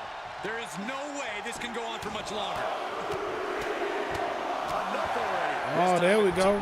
Yeah, you like that. Yeah. Sandman. He climbs into the ring. Come on. Sister Abigail. bust your head to the white meat shoe. Some attitude behind it. Sandman can't find any reprieve right now. Sandman needs to be resourceful. Find a moment to strike.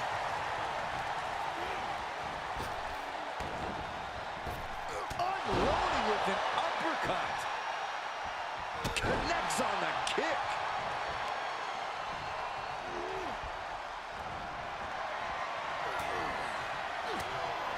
Oh, saw it coming and got an elbow for their trouble. Super kick. Get your ass up, bitch. Never saw it coming.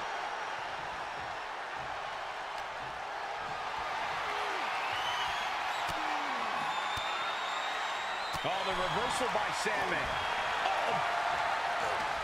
And he's able to make Oh, you in a fisticuff? Neither competitor is backing down. Giving up now is not an option. They have to finish this. Shit. Able to counter. Great job refocusing to reverse that. Each exchange just sapping the energy from these two. Oh. Ooh. Oh, come on. Unpacks a well-placed punch. Sandman setting himself up top. Stirring back to his feet, but he might not know where he is. Watch out. Oh, and he doesn't connect. Oh, the reversal by Sandman. He manages to escape it. Sandman. That's not how this goes. Oh. Oh, not today. Caught by surprise with the DDT. Taking a trip outside, but he's got to be mindful of the count. Sweeping the leg to get out of that. Big forearm. Bitch. This nigga Sandman just keep getting up, though.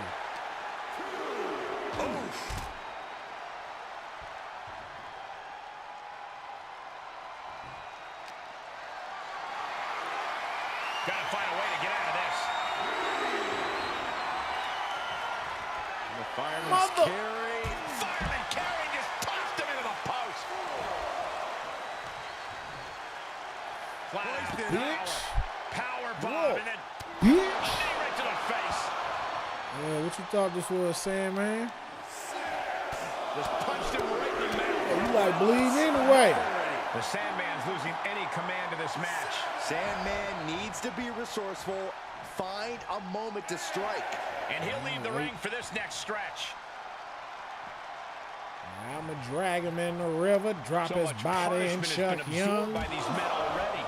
And yet, they are still going. Still ready for more. Oh, you going to block it?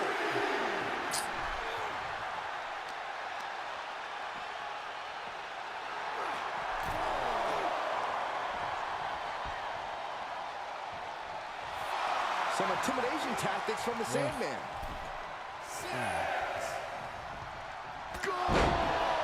He isn't finding any space to recover. Yeah, he has really hit a brick wall here.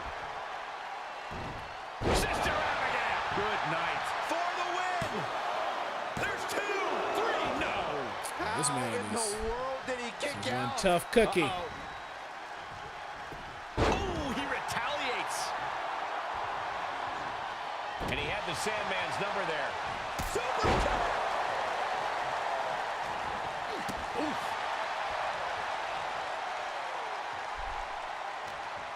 Look at this display of power. Overhead, belly to belly. Right in the face. My God. Sandman can't find any reprieve right now. The Sandman is being worked on heavily. Watch this, y'all. Look at this. Oh, he moved. I don't care how. Oh, you dirty bitch. Missing on those kind of maneuvers will send you to a medical facility. Medical attention might be needed out here. That was a nasty landing.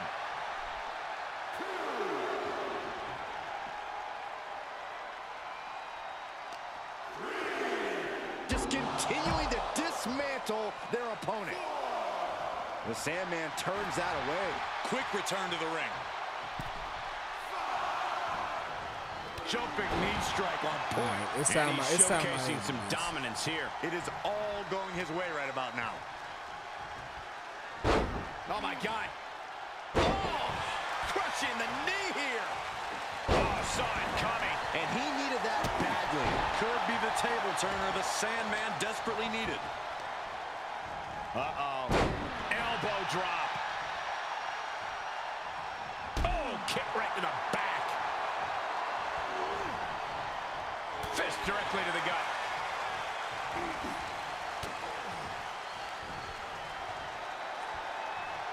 The human torture rack. Into a power bomb. Nah, you don't know how to quit. To the face. Uh-oh, Sandman. Pile driver. Isn't enough. Oh, he finally got Isn't enough for the Sandman. Pin. No, he beats the count. I don't know how he did it, but he's hanging in there. Just how much pain is he willing to endure in this match? When your opponent can hang after all that, you're wondering if earning a win might just be impossible. Perched on the shoulders. Oh, feast your eyes. Waiting for their fallen opponent. And step up senton. He moved, but can he capitalize? Oh, the reversal by Sandman.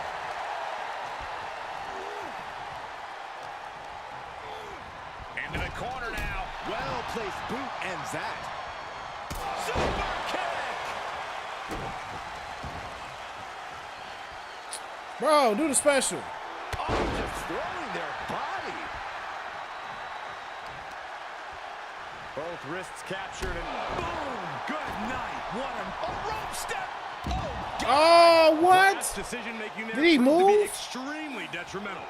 Can you recover from such an error? You have to wonder. Ooh, cheap shot right above the eye. That's nasty. And this has quickly become a match to be remembered. A classic in the making. How in the world is it going to end? Thrown back in under the ropes. It's going just like this. We're gonna see Look, it. bitch.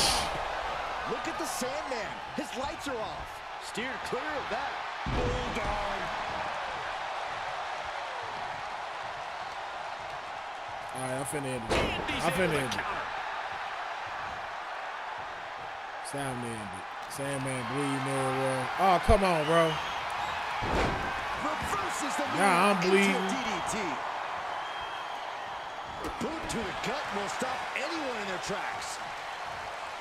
Come here. Uh-oh. Batten down the hatches. Hey, what you? And he had the Sandman's number there. Come here. Check out this display Let's end of this. power. Lift it all the way up. Driving them down for the final prayer. Ref, get ready to raise his hand. That's it. The blood and sweat put into this match. Well worth it. Let's take another look at these guys getting after it. Yo, no, that's a crime scene. That's a crime scene right there.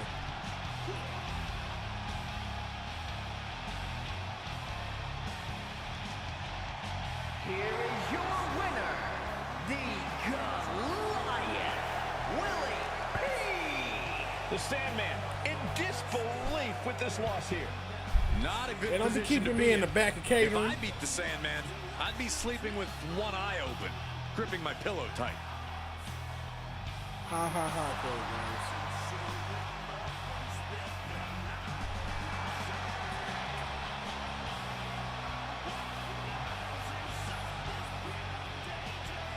I think, hey, that's a great way. That's a good way to. Oh, second to last match, not bad. Dang, we went after the champs. That's what's up. But I think that's a great way for us to come to an end of today's stream. I think we did good. We went, what, 3 hours? A little bit, maybe over 3 hours. Man, almost 3 hours and 30 minutes. So definitely appreciate y'all tuning in with me. Those that checked in from Facebook, those that checked in on the YouTube channels, and those that checked in on the Twitch channels as well. You'll be seeing these more often. So glad that y'all were able to tune in today. Please make sure, whichever one you're watching, be sure to follow all of the platforms that we have. So my YouTube channel, of course, Will Pharaoh, Pharaoh, as well as my Twitch channel as well, and my Facebook. My Facebook is Will Pharaoh Trill, Trill. But also, if you're not following, follow me on Instagram as well, and on TikTok at Will Pharaoh as well. And then 2, make sure that you follow the Arcade Tokens page. It's a dedicated gaming page and nerd page and stuff like that I created in 2018. Still running, still putting out content, and it's only going to continue to get stronger. Make sure you follow that at Arcade Tokens on YouTube. Make sure you follow the Facebook page and follow the Twitch page. We're gonna have a lot more of these one-on-one sessions, but we also gonna have a lot of in-game play with other people too. So always check in. We're gonna be doing some Mario streams. We're gonna be getting back into Stir Fry Fridays with Sly Cooper. We're just getting that stuff ready. So got a lot coming back to you on Twitch. Just taking it 1 week at a time, making sure that I keep doing my thing and staying dedicated to myself, the community, and the Arcade Tokens community as well. So with that being said, I'm sure but I appreciate y'all checking in tonight, rocking with me since 7 o'clock. Thank you so much. I hope you enjoyed yourself from straight out of comic book all the way to Let's Play. And we're going to be getting into a lot more stuff, getting back into doing graphics and everything. It won't always be on the 5 channels. You'll see it on particular things. But just make sure you follow these platforms as well as my socials so you stay up to date on when things are jumping and coming out. Shout out to King Mike Hall over there on Twitch. Thank you for saying that we had a blast, because I had a blast as well. So most likely you will probably see me Saturday for Straight Out of a Comic Book. But then also too, if you are into wrestling, check out Women's Wrestling Talk on socials, as far as YouTube as well. You can catch me on there Monday, Wednesday, and Friday, talking about the latest wrestling news, along with folks like the Professor, along with the Mayor, and along with Wrestling with Honey, and so many others that joined on. So glad to be a part of that squad now. So make sure you come and check that out too. So before we get out of here, I just want to say, make sure you take care of yourself. Have an amazing week. Do something for yourself. I know y'all all out here working hard. Even if you feel like you may not be working hard, you're still working hard in some way. So make sure you go take care of yourself, treat yourself to something. And I will catch y'all this Saturday. We'll be talking about more movie, television news, and everything that's going on in video games as well on Straight Out of a Comic Book. Might even have some guests drop in. Not sure just yet, but make sure y'all tune in on Saturday. And I am going to call this a sign off. And I shall see y'all next time. Y'all enjoy y'all night.